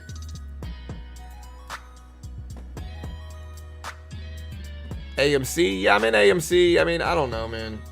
The problem with AMC is this. Okay, the AMC stock, there was so much sensationalism going on with it. AMC, retail traders, a lot of the market can be predatory towards retail. So like when AMC was struggling, when GameStop ran, a lot of retails foolishly thought that AMC could do what GameStop did, right? But they didn't understand that like GameStop had a very small float of like 50 million. AMC had a very large float of 500 million. It's not super large, but it's certainly, and the smaller the float, the less shares that are out there for the public to trade, the more influential each individual trade is, and ultimately what that translates to is more volatility. So again, you can see Chipotle, it's like it's like $1,500, $2,000. What's Chipotle at now? Chipotle stock is worth almost $3,000 a share. Apple stock is worth $173 a share. Does that mean Chipotle is worth more than Apple? Of course not. Apple just has way more shares out there. And so each individual trade is less influential versus Chipotle, which has much less shares out there. So each individual trade and value and all that stuff. But anyways, the point is AMC had a large float. When GameStop squeezed, it squeezed because its float was like 45 million. It had a very small float of 45 mil. And so what that meant was that it was manipulatable. And so short squeezes could happen. Shorts getting really aggressively short with 120% short float, aggressively shorting GameStop meant that traders in the float could punish them because it's so much smaller of a float than something like AMC. And GameStop had a crazy squeeze. It ripped up to almost $600 a share. And that's what grew my channel initially, is covering that move in 2021. But AMC is just a different animal. It's a different thing. The float's much larger. The business is much different. The CEO is different. And the decision making has been wildly different. Number one, AMC is simply not shorted as much as GameStop ever was. Number two, the float of AMC is 10 times larger than GameStop, which again means 10 times less volatility. You know, it's not as easy to make AMC squeeze as it was with GameStop. And so you got a little bit of a squeeze when it ran up to 70, but it's not like GameStop. And the problem is that traders saw GameStop and they immediately started thinking that they could do the same thing with AMC, but it comes from a fundamental misunderstanding. And the problem is that, for lack of a better word, there's so much propaganda floating around out there about AMC, and it's mostly just confirmation bias. You got a lot of people sitting in it, hoping it goes up. Some of them invested their life savings betting on some super obscure squeeze to happen with AMC. And the problem is you got people on social media manipulating retail. Every other day, you got some AMC YouTuber, AMC trader, AMC person on Twitter telling you that somehow they found this small, obscure nuance in the fundamentals of AMC and that it's going to 1000x this week. Just watch. And they're mostly just trying to get clicks. They're mostly just trying to grow a following. None of that stuff is going to happen. And movie theaters in general are in trouble. Movie theaters in general, not just AMC, are in trouble. Why? Because you got less big movies out there. You got less movies going to theaters. Movie studios in general have been much more, for lack of a better word, stingy with production. You know, you see TV shows, and again, I say this a lot, but you see TV shows, instead of immediately greenlighting the second season on a popular show like they used to. You used to have a new season every year in popular shows. Now they need the full season to end, ratings to come in before they greenlight the second season. And so it causes these long droughts in between movies, in between seasons of your favorite shows. You see it with Stranger Things. You see it with The Last of Us. You see it with 1923. You see it with all your favorite shows, basically, right? There's a big lag because movie studios right now are much more greedy.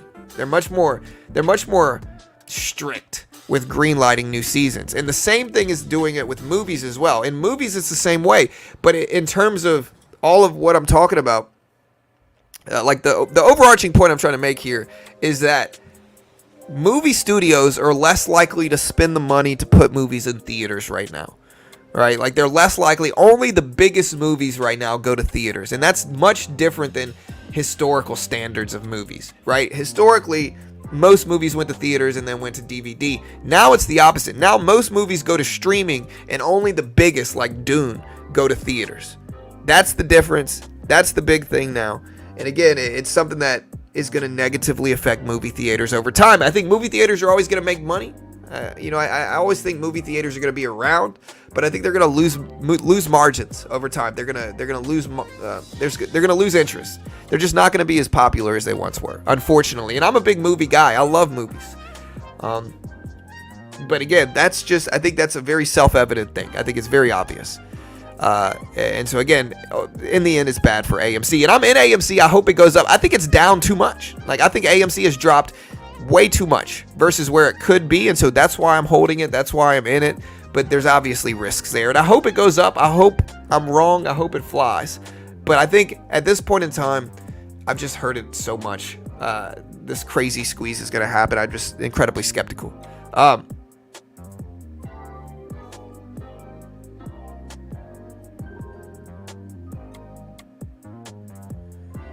Yeah, I mean, AMC, no offense, but it sounds like you're one of those social media guys that just pump it up and only say good things and have a new conspiracy about why it's going to squeeze every other week. Again, if I'm wrong, explain, and I'm open to hearing it. But again, I'll tell you this. I'm just speculating.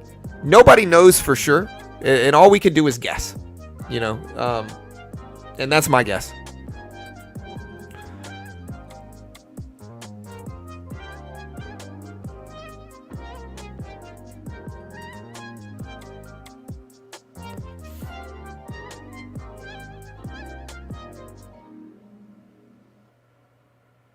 Correct. GameStop was like Supermicro's float where it had a very small float. Same thing with Supermicro Semiconductors. Crazy big squeeze, low float, popping sector, you know, like that's what's going on. But again, like you have to understand, and again, I think with a lot of these guys, right? I think with a lot of AMC YouTubers and a lot of AMC traders and investors, like they're so like, the truth hurts, and I think it's a hard thing for a lot of them to look at because it means that they've been lied to, they've been misled, they've been manipulated. I think that's a very hard thing to be introspective about and admit. And so that's why you get a lot of like emotion floating around in those communities, is because a lot of them did bet their life savings on it. A lot of them do have super extended positions, and unfortunately, I just think there's risk. I'm in it right now. I hope AMC goes up, but AMC's at a pre-split price of what? 43 cents a share. Like prior to the last split, it's at 43 cents a share. I think they need to get the executives out of there. But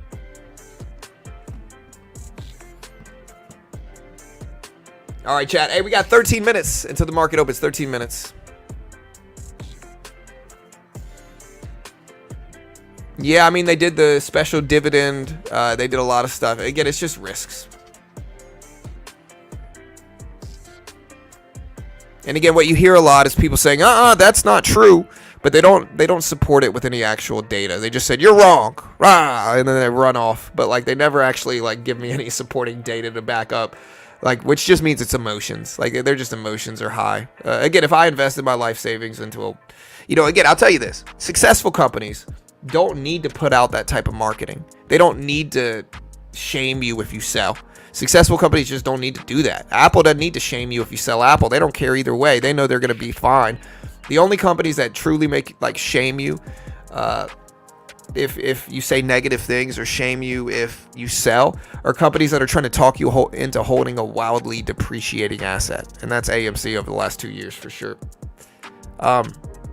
Yeah, MicroStrategy flying up with Bitcoin. Bitcoin breaking highs again today.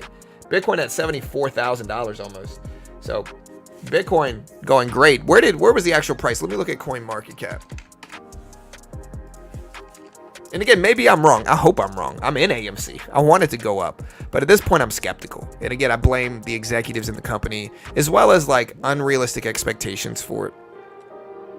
All right, so Bitcoin today got up to almost 74,000, almost 74K.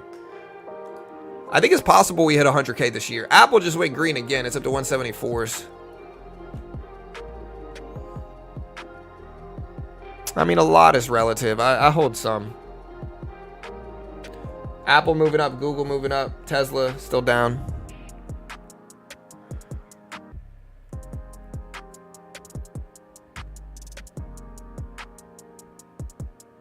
Buddy put 20,000 in AMC, got to 96K, never sold. I know it's because they pressured you so hard to, like, if you tried to sell, they shamed you for it. And again, a lot of people make that community part of like who they are. Like they're like, I'm a AMC trader, right? A lot of them make it who they are. It stems from like a distrust of markets, and I get it. But again, you got to understand, like, you got to take emotion out of all, like, you got to take all of that stuff out of it, take a step back and try to look at it objectively. It's impossible to be like completely objective, but you got to try your best and understand the risks. Like, nothing I said about movie industry right now is wrong. Like, you do see that a lot with, like, even Game of Thrones, right? House of Dragon, they didn't begin production on the second season until the first season was all the way finished, right? And they greenlit the second season. That's why it's taken so long to create these shows. Movie theaters are much more strict right now. They're much more strict. That's translating negatively to movie theaters. Because again, just less movies are going to it. You see it with Roadhouse, the latest Roadhouse movie. You know, it costs money for these studios to do a press run in theaters, right? Like the new Roadhouse movie with Conor McGregor, it's not going to theaters at all. It's got Jake Gyllenhaal in it. It's going straight to Amazon Prime. Part of that is probably because Bezos is trying to prop up Amazon Prime, but also probably because it's expensive to do a press run in theaters and it's a risk, you know.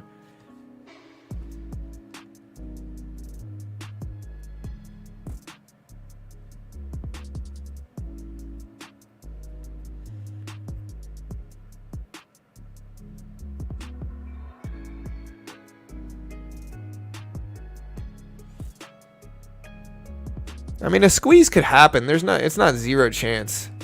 What I'm saying is that the float of AMC right now is what? 270 million in the float. I mean, it's a smaller float for sure. But again, there's just risks, Chad. There's just risks. You got to understand the risks. I guess my point is, like, if you're a retail trader and you've been talked into holding AMC, understand that, okay, understand the Dunning-Kruger effect is real. The people who act like they know the most for sure about what's going to happen, especially in stocks, typically have the least amount of experience, because the more experience you have in markets, the more you understand that you don't know what's going to happen. Right? And so the people telling you that AMC for sure has to do this one thing, instead of looking at it from a probability mindset, are typically the traders who are the newest. A lot of them got involved only back a year or two ago when AMC started to run. They know the least about fundamentals, but they act like this is a definitive thing, like it has to happen. And unfortunately, it's not. Like, nobody knows what's going to happen here. And you got to look at it just in simple terms of probabilities. And maybe a squeeze happens. I'm not saying it's outside that realm of possibilities. It's just not super likely right now. Or at least it's not super likely to run up to the levels that they say it will, I guess is a better way to put it.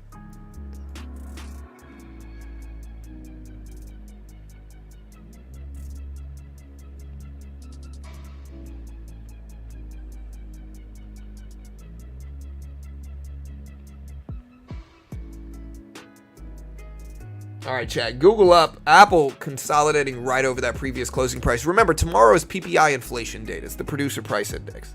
So I hope it holds. I hope the market holds.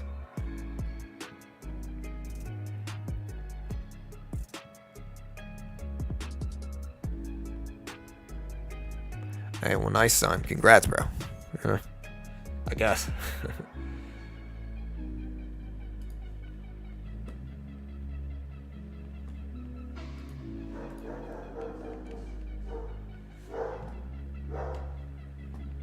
We got Big Papa Bruce over there, keeping the house safe. Well,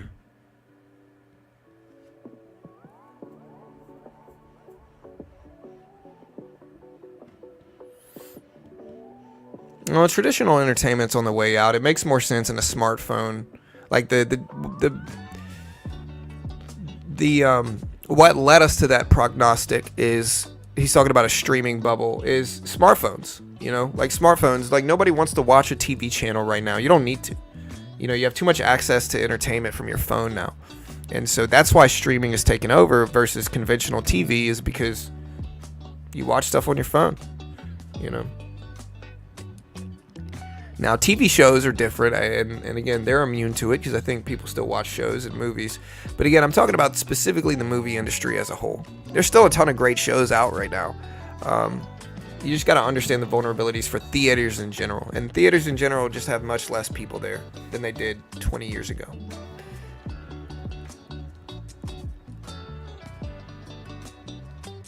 AMC, for some people like me, this is the one shot they have for financial freedom they will hold forever. I mean, but that's not, though, cheese. Like, there's so many other options for financial freedom outside of holding AMC, man. And again, a lot of these guys just tell you what you want to hear. Like, I'd love to believe I'm going to walk outside and win the lottery 5 times in a row, right? But it doesn't mean it's more probable that it's going to happen just because I want it to happen. And I think you have to look at some of the stuff with that same mentality. And again, I'm in AMC, but I don't think you should risk so much to where, like, you're risking your life savings, because I think that's a crazy risky bet. And, you know, I think you only should risk what you're okay with losing and stuff like AMC. And I hope it goes up. I'm in it right now. What wears on me is that every other day, again, you get some type of AMC social media page saying they found something new and that this thing's just gotta happen. You know, they'll say, as an example, they say March 15th is the day AMC squeezes. Just watch. We found this small, obscure nuance in their filings. March 15th, they'll get a bunch of engagement, a bunch of clicks. AMC traders will be like, yeah, March 15th, it's happening. You know, then March 15th rolls around, crickets. Nothing happens, right? Then they say, oh, it would have happened, but manipulation, guys. Manipulation. It's like Scooby-Doo, you know. I would have got away with it. Those pesky shorts, you know. But I think at a certain point, you got to be resilient to that stuff, man. They're just trying to get clicks. They're telling you what you want to hear. Again, I'm sure if I told people I had some super secret algorithm to winning the lottery every day, and I was serious about it and I posted about it big on social media, I get some engagement. Some people would want to believe that and they'd tune in to see if it was real, right? But you got to be resilient, I think, in markets as well, because they'll try to pull you in all these different ways. And again, you just got to understand the difference between GameStop, which was the squeeze, and AMC, which was just kind of like, it kind of rode the coattails of GameStop with traders' interest. Anyways, we got 3 minutes here, chat. 3 minutes until the market opens.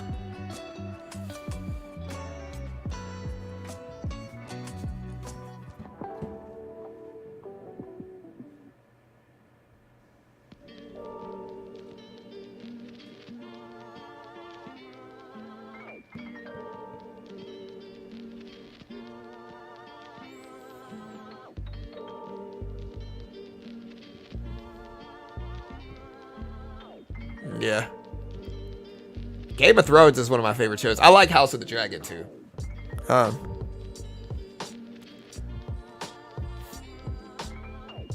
Why stock market's opening earlier? Daylight savings.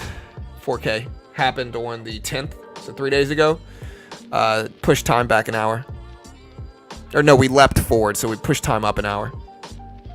Google's still running up. Nasdaq's been mostly flat. We stopped trading here. We got a little bit of a cushion on the day. Day trading right now. A little bit of a cushion. We'll see if it holds, but yeah.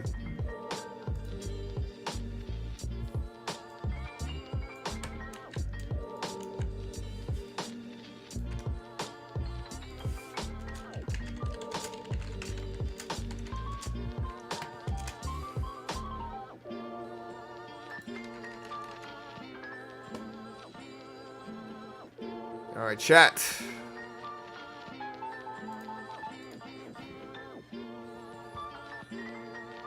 Here we go. Market opens up in about a minute and a half. Again, we're going to be day trading on a funded account program called Apex. Apex, until the end of today, has a 71% off sale, and you get resets for only $35. This is a powerful thing. Again, right now, remember, they are a sponsor. I'm biased because they pay me money. And remember, I'm terrible. I have no idea what I'm talking about. Wildly wrong about anything and everything I say. Don't copy me. But yeah, for the time being, until the end of today, you got a 71% off sale. 71% off sale. Again, the base one's $25K. It's like $30, right? Very cheap. If you lose, it's not the end of the world. They give you a demo and they test your skill. It teaches you how to trade under pressure, but if you lose, you're only out $30 for the base one. Even the top one's only $200. So if you lose, you're out $200. But if you're good enough to pass it, they fund you between $25,000 to $300,000 with a 90% split. They've paid out over $100 million. And so again, they give you a demo, they test your skill in day trading and futures. And in the futures market, there's no PDT rule. You can day trade short the S&P, the NASDAQ, currencies, gold and silver to a certain extent. And if you pass it, 90% split. Great way to learn day trading with limited risk, because most day traders lose. So this is a great way to learn limited risk. And again, right now with the $35 universal resets, the $300,000 compound, I just got funded with $300K.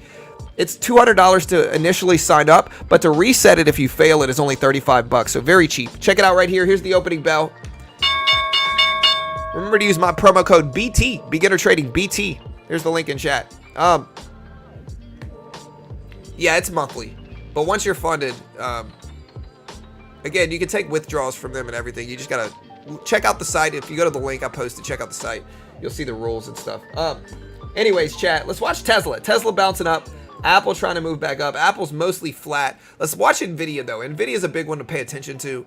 It's starting to break down. It looks weak.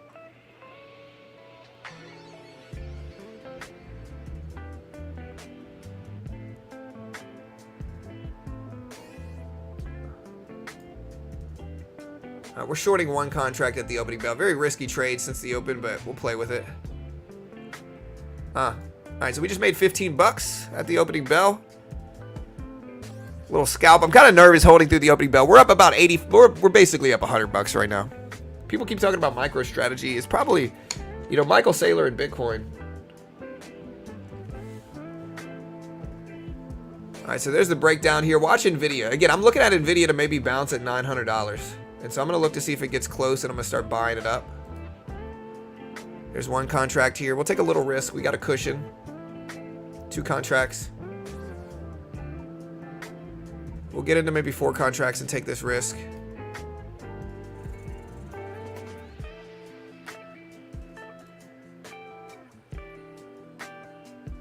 Am I getting lag? Okay, there's 4. Uh-oh, I'm getting lag here. I gotta exit out of some stuff.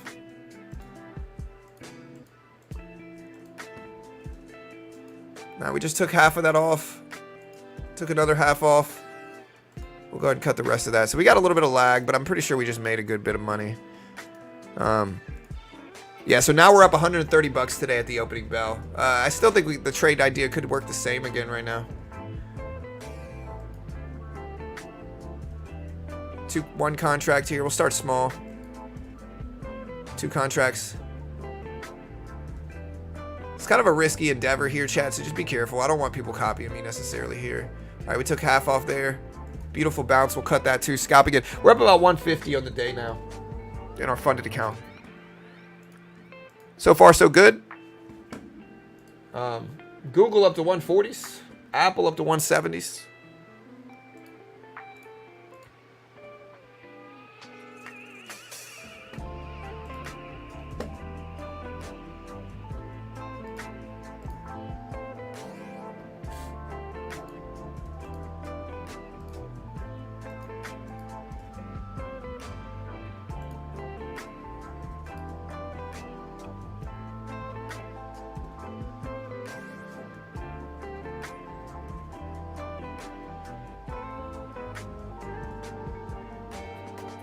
All right, we're good, right? There's no lag. We're good. I exited out of a lot of stuff. We should be better now.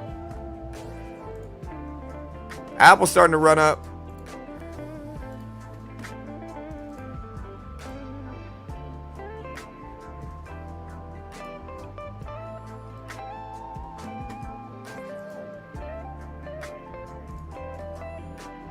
All right, so I'm exiting out of some stuff, fixing it. We did get that bounce that we wanted.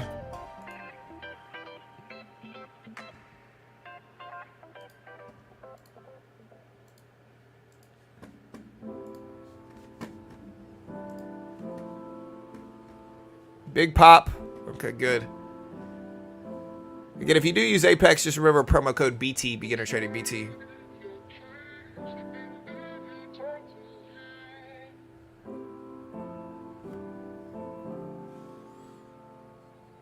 So we got that bounce at 900 here. I thought we might. Now let's watch for a test.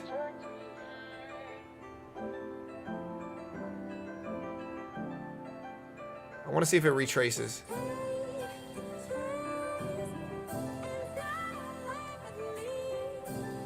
All right, so we scalped a little bit more just now.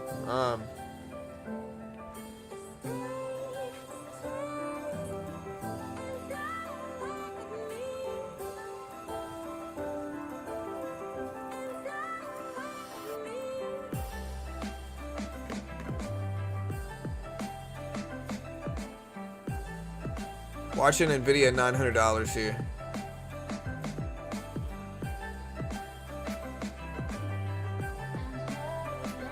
Apple's starting to turn too. All right, so we did flush under 900. That's a weak sign.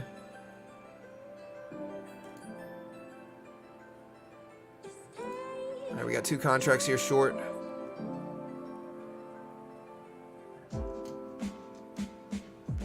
Ah, punished. The rest were okay. Let's see if we break down here on the rest.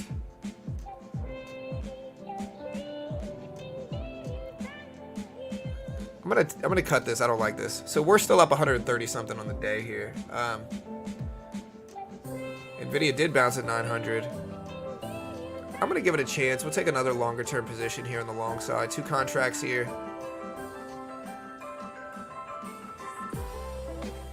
We'll try to add and take a larger position because it does seem to be running. All right, we took half off there, and then again we might add to it.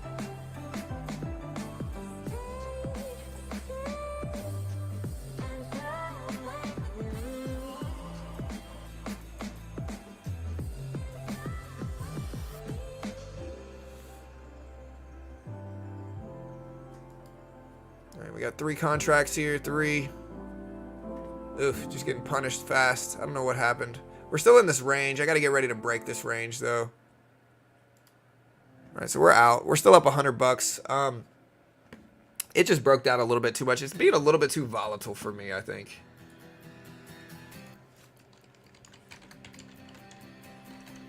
Remember, the rollover happened today, guys. So you want to take, you want to be careful and just take micros.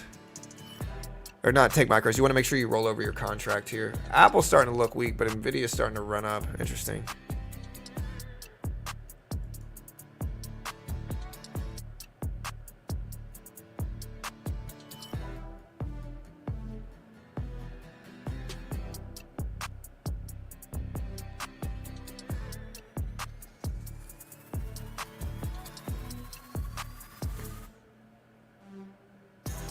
Very flat day, man. Look at this. Look at this price action. Just be careful.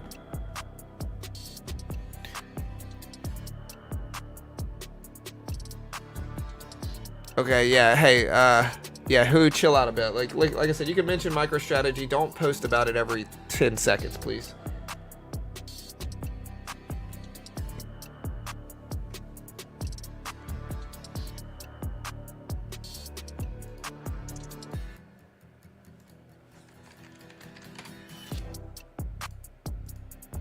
Google flying up again today, man. Wow.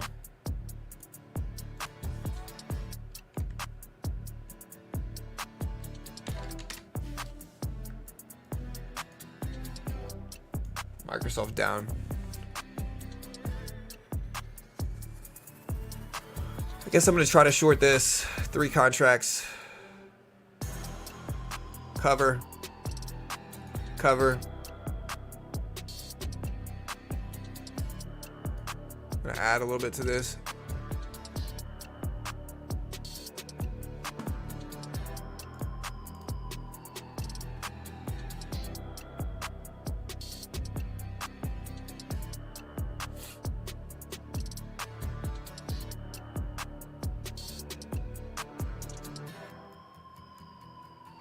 Cover. Cover. All right, so yeah, we're up over 100. Just kind of grinding up some profit here. Google, you love to see it today.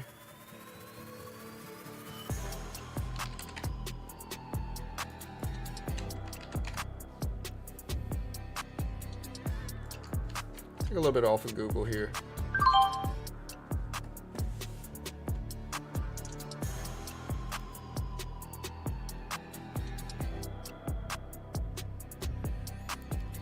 Quad witching day is a day of historical volatility because major contract types expire all on the same day. Quad witch means 4, but there's no longer 4 contract types. There's now only 3. Since 2020, there's no longer stock futures, single stock futures. And so now there's only single stock options, index options, and index futures, right? But all 3 expire same day. All 3 contract types expire same day, and it's a day of historical volatility, of like notorious volatility.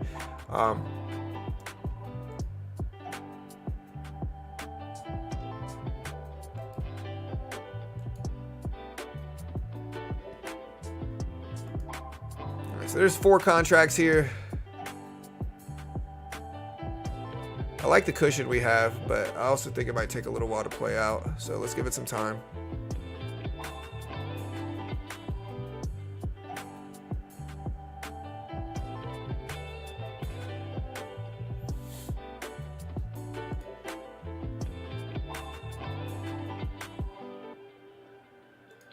I'm gonna take half off here and just protect the trade, or like a third off. Sorry.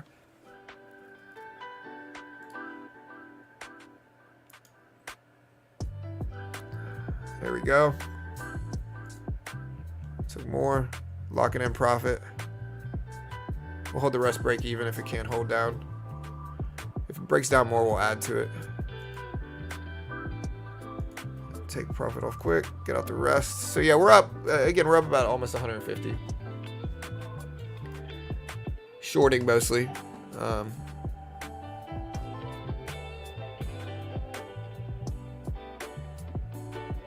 Today's not the day of historical volatility. It's Friday. It's called Quad Witching Day. It's always a Friday. I think it's the 3rd Friday. Typically, it's the 3rd Friday. Apple really break it down here. Look at this.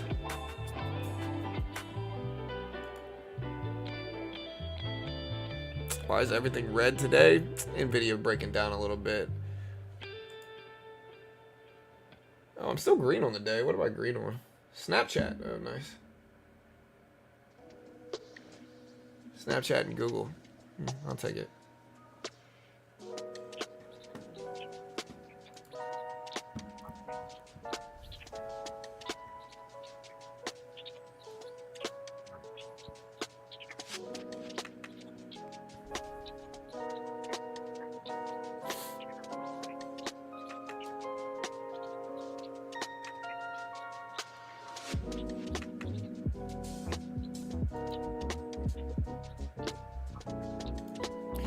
All right, so you see me scalping here. We're up over 150 net.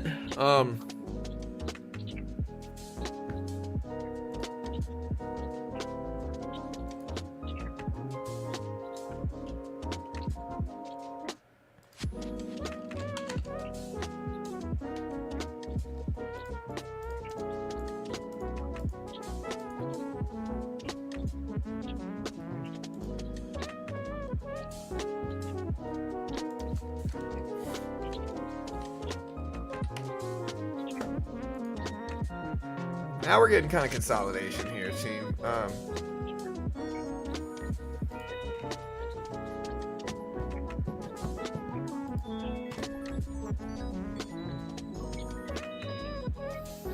Google up to 140, 140s.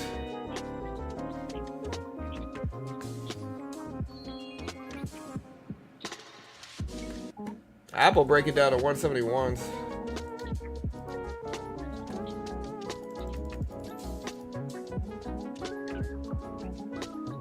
Very flat, you know, opening bell. Since the opening bell, this is the price action here, Chad. It has to do with blue chips going opposite directions. Google's ripping up.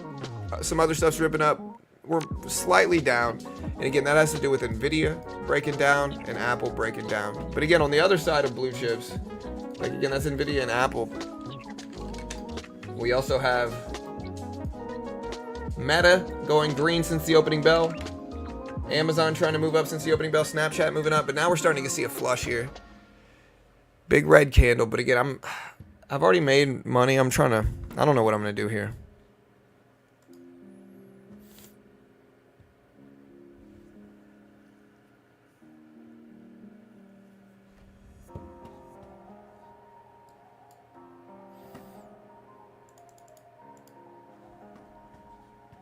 Very kind of stagnant open. We're slightly downtrending, but it's not a big percentage.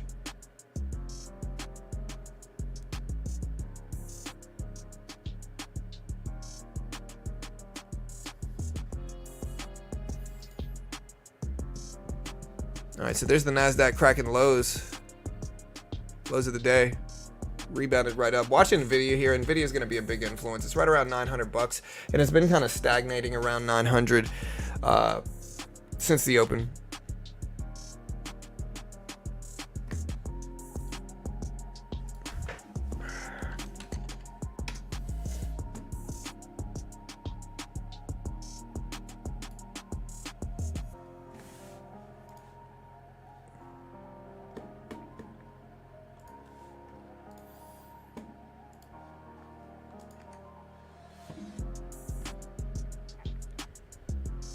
All right, we're gonna switch to our other funded account, our 75K funded account on Trade since we built up a decent amount of little profit on this one today. We're gonna switch to our other account. Since we have 4 funded accounts currently, I'm gonna switch to another one. The good thing about Apex is that you can have up to 20 funded accounts, up to 20, and so cool. So we're gonna switch to micros on Trade.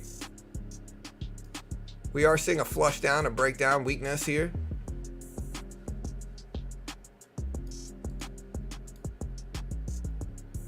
Nvidia is starting to look weak. I might try to piggyback off of this movement if we get some breakdowns here, but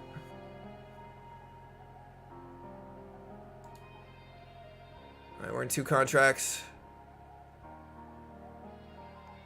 Slowly add to a larger position here. We're trying to piggyback off of this big move that already happened.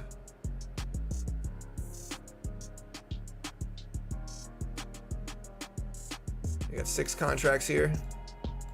Took half off there. A little bit more off, letting the breakdown happen. Might add to this a little bit here, actually. There we go. Take that off. All right, so we're up $40 just now on the NASDAQ. Micros.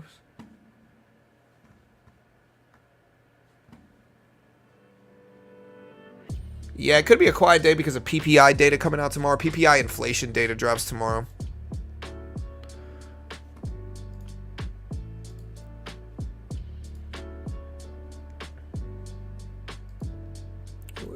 We've mostly made money on the short side. And again, what you'll notice, guys, so again, if you want to day trade futures, check out Apex. Again, check out Apex. Here's Nvidia on the day. And then here's what I'm day trading in futures on Apex right now. You can look how similar these two look. I can day trade this left side in futures, no PDT restrictions. I can day trade, buy market, sell market, all that good stuff. No PDT restrictions. Apex has paid out over 100 million as a prop firm. They give you a demo, test your skill. If you can pass the test, they fund you. If you can't pass the test, you're only out what you pay for the demo or the challenge account. And just taking the challenge builds your skill. That's what a lot of people don't realize. Most day traders lose. When I first got started, I lost thousands. Instead of putting up thousands of dollars yourself and risking that, try this. The base one's like what, 25, 30 bucks if you use my promo code to get the max discount, BT. BT promo code, coupon code, you'll get the max discount. But if you use it, it's like 20 or 30 bucks for the base one. Very cheap. If you lose, it's not the end of the world, but if you're good enough to pass it, again, the base one, you get 25K in funding. Again, the other one you saw me trading on is 300K on funding. And up until the end of today, they have 71% off and $35 universal resets. And so that's a crazy powerful thing. $35 resets. That's how I was able to get funded in the 300K Rhythmic account, is because I can reset it for only 35 bucks. Pretty cheap. Again, they are a sponsor. I'm biased because they pay me money. Again, if you want to check out the link, I'll put the link up here again. You can just remember promo code BT, coupon code BT. You can also use triple B. Still getting some breakdowns here. Still flushing. I'm going to throw it in sub-only mode. I forgot to do that today. That might be why we're getting some crazy people here.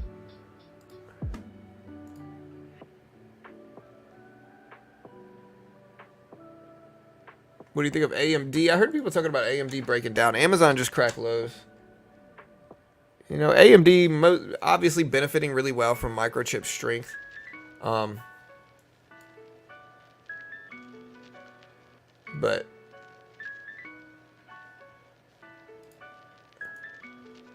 looking at the yearly chart for AMD. Crazy good year though, man. AMD was at $78 a year ago. It's at almost 200 now. You know, it's almost a 200% gain in a year. It's crazy big. I mean, you can reset as much as you want. It costs $35 each time you do it. You're the only YouTuber stock trader that is honest about ish. Yeah, I mean, I try, brother. I try, man. You know, when I originally created this channel, again, the reason I created this channel was because the landscape at the time, there's just so many gurus out there. You know, I'd rather be the anti-guru. And that's why I called it beginner trading. You know, at the time, there was like expert trading and all this different stuff. I was like, yo, I'm going to go the other way. I was like, I'm just going to tell people I'm not an expert, tell people I'm not even a good trader, not to copy me. I have no idea what I'm talking about. And again, it really goes to show, like, we're currently around 10 million views for this channel. 10 million views is roughly what we have for beginner trading. And so it really goes to show, you can tell people you have no idea what you're talking about and still grow, you know? And again, I'm in this to make money. I mean, look, anybody on my shoes is. Like, I like to help people too, and I want to sleep good at night while I do it. And so I tell people the truth, which is that most day traders lose. I'm not an expert, all that good stuff. But I still make money on the back end, of course. But I mean, that should be understandable. I'm providing a valuable service, in my opinion. I'm reporting economic data. I'm teaching people about economics and markets. Teaching people how to avoid getting scammed too.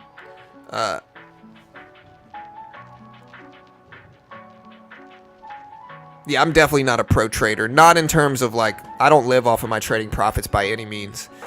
You know. We like hanging out, man. Yeah, hey, I like hanging out too. Tomorrow will be chaos, though, for PPI team, so y'all just be ready for that.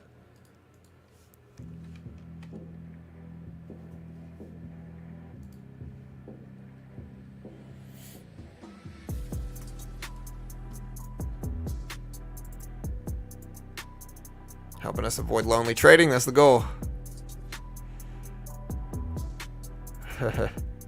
Yeah. Yet. Hey. I would put out there. I eventually will, you know.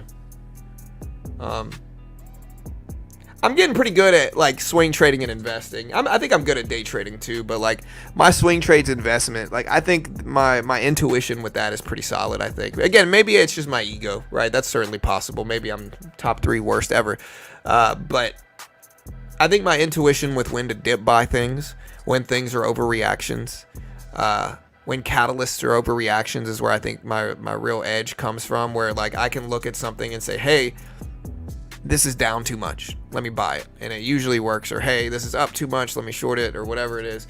That works a lot of the time for me. And again, I'm green in equities. Like I'm green, you know, I'm up 4 figures in stocks this year, a couple months in. So I mean, I'm doing okay. But I don't want the pressure of telling people I'm an expert. That's not fun, you know. I'd rather just tell people I have no idea what I'm talking about and go the other way. Hey, thank you, Brandon. I appreciate it, brother. Thank you, man. No, not really elements. Like I'll look at the VIX occasionally.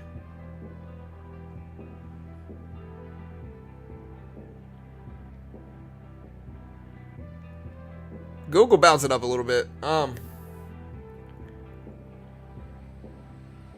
AMD rebounding some too. Microsoft trying. Let's see if we find some legs here in the market. Again, watch 900 for Nvidia. It's a big spot. PPI data tomorrow has the potential to really influence markets though. So y'all just be, you know, trade with that understanding today. Is that PPI can really influence things. So y'all just be smart. Be careful.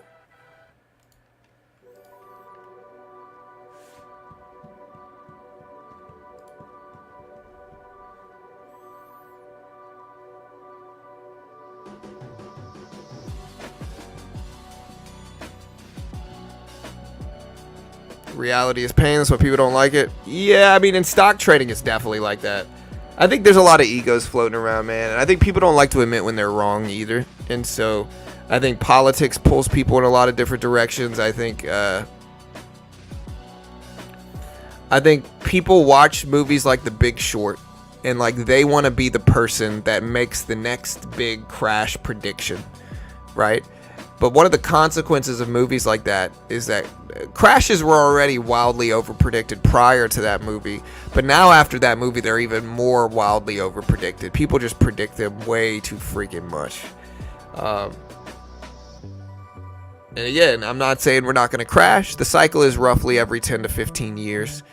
And so, I mean, if you look at it, depends on how you look at 2021 and 22, right? We had a major correction where the market dipped big percentages over like a 6-month period, bear market. Now, whether you consider that a crash or correction, it's a correction technically, but whether you consider that another notch in that 10-year, 15-year cycle is going to influence whether you think another crash is imminent. You know, if you don't consider that one of the check boxes of a 10-year, 15-year correction or crash, then you might think a crash is about to happen. It depends on the AI bubble. Again, the biggest argument for a tech bubble crash right now is AI. You know, I like AI. I think it's a powerful technology. I use it daily, to be honest. But if there is a bubble and that bubble bursts, even if the technology is useful, like .com crash happened, the internet was a useful thing. It was obviously still game-changing. But regardless of that, you still can't have major corrections and crashes, even with game-changing technology bubbles. Like, you know, and so again, the argument for it is if AI is in a tech bubble, it could pop and the market could dump. I mean, that's a possibility. I'm not saying it's going to happen or even that it's probable, but it could happen. And I think you got to prepare for everything.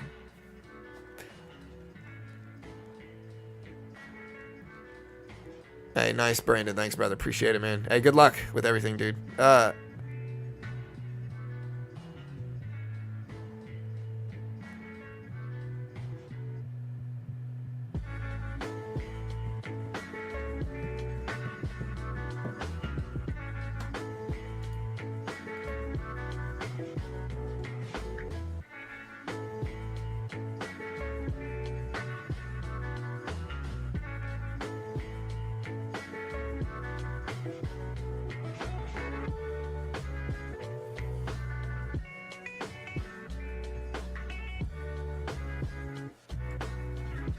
Sideways market chat. I'm not seeing anything I really like here. It's all kind of boring, in all honesty.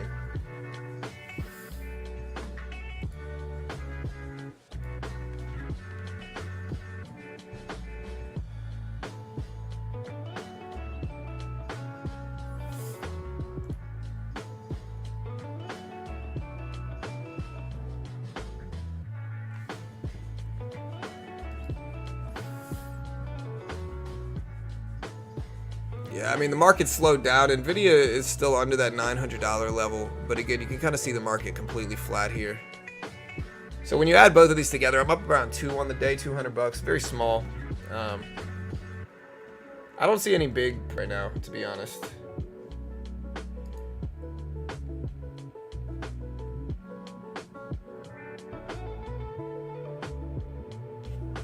Oh, for sure. When the crash happens, you're going to have a lot of people saying they told you so. The problem with a lot of them is that they've been predicting a market crash every other week for the last 10 years, 5 years. And so, like, you throw darts at a dartboard, eventually you're going to hit it. You know, and so I don't know. It depends on where the crash happens. Like, I guess the point is, like, even if we do crash, we're still probably going to be above a level, the levels at which they said a crash was going to happen, right? So if they said a crash was going to happen when the SPY is at 350 and the SPY drops to 370, they can't say I told you so, because they were talking about a crash at 350. So we're still up relative to where they talked about it, right? And like, that's good. You're going to see that happen a lot. It depends on how much if a crash happens, it depends on how big it is the, you know, the way you want to understand it. It depends on how big it is.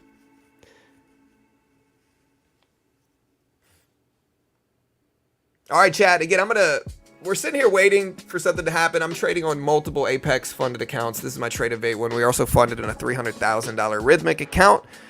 If you do want to sign up, check out promo code BT, beginner trading. BT coupon code. It'll get you the max discount at all times. You know, whatever sale they got going on, whatever things are going on, BT. Easy to remember. Get you the max discount at all times. Looking at the NASDAQ and trading view here.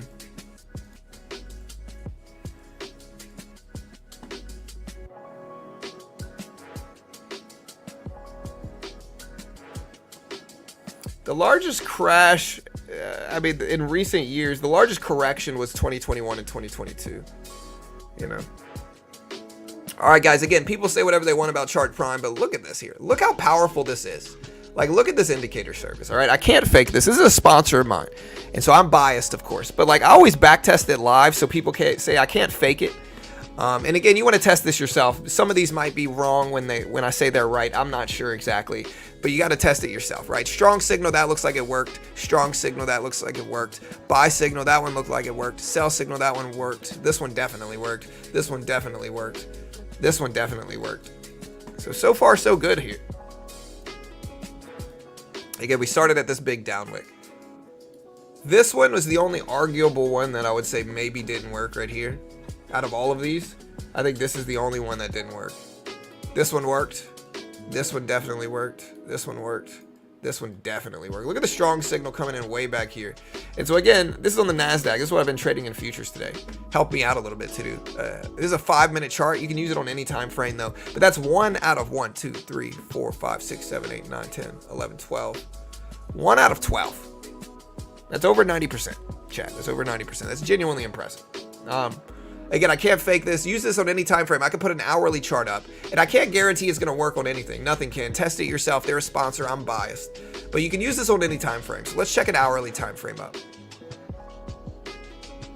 So these are like long-term trends, right? And again, I think this is pretty impressive too, to be honest. Like, wow. This is an hourly chart, so long-term swing trading and stuff like that. Look, sell signal. This one was wrong. This one definitely right. This one definitely right. Look at the trigger. A lot of these are calling like the highs. This one worked. This one worked. This one worked. I'm pretty sure they worked. I can't guarantee it, but one. Another. This is an hourly chart. This is days. This is like weeks of price action. 1 out of 1, 2, 3, 4, 5, 6, 7, 8, 9, 10, 11. 1 out of 11. Again, I can't fake this. Again, check them out. Test it yourself. You can use it on anything with the symbol on TradingView. In my opinion, it's pretty impressive, to be honest. I can't fake it, but I also can't guarantee anything. They're a sponsor. I'm biased, of course. Again, you can check them out here. Again, they're a sponsor. Again, you can check them out here. You can check out the link there if you want. Use promo code or whatever. Get 40% off. It's like 40 bucks a month. So, I mean, again, test it yourself. Back test it. Figure out what works for you, what symbols, all that good stuff. I'll see you guys later. Y'all have a great day. They appear in real time, Diego. I mean, they appear about a candle after, right? So, like, yeah, they appear about a candle after, you know. But that's what I back tested. That's what I calculate. I skip one candle ahead, And I say, how many candles, like, does it have follow through, right? But back test it yourself. Check it out yourself. Again, I appreciate the love, guys. Y'all be safe. Good day for me. Green and everything, basically, except for maybe equities right now. Yeah, we're a little red in equities, but that's all right. Mostly from Tesla. But again, we're green nonetheless on this portfolio. But yeah, guys, I'm going to get out of here. Thanks, Tiny. Hope you're doing well. Again, if you want to check out Apex, all these links are in the description. Promo code BT. Beginner trading, BT. I'll see you guys later. Y'all be safe.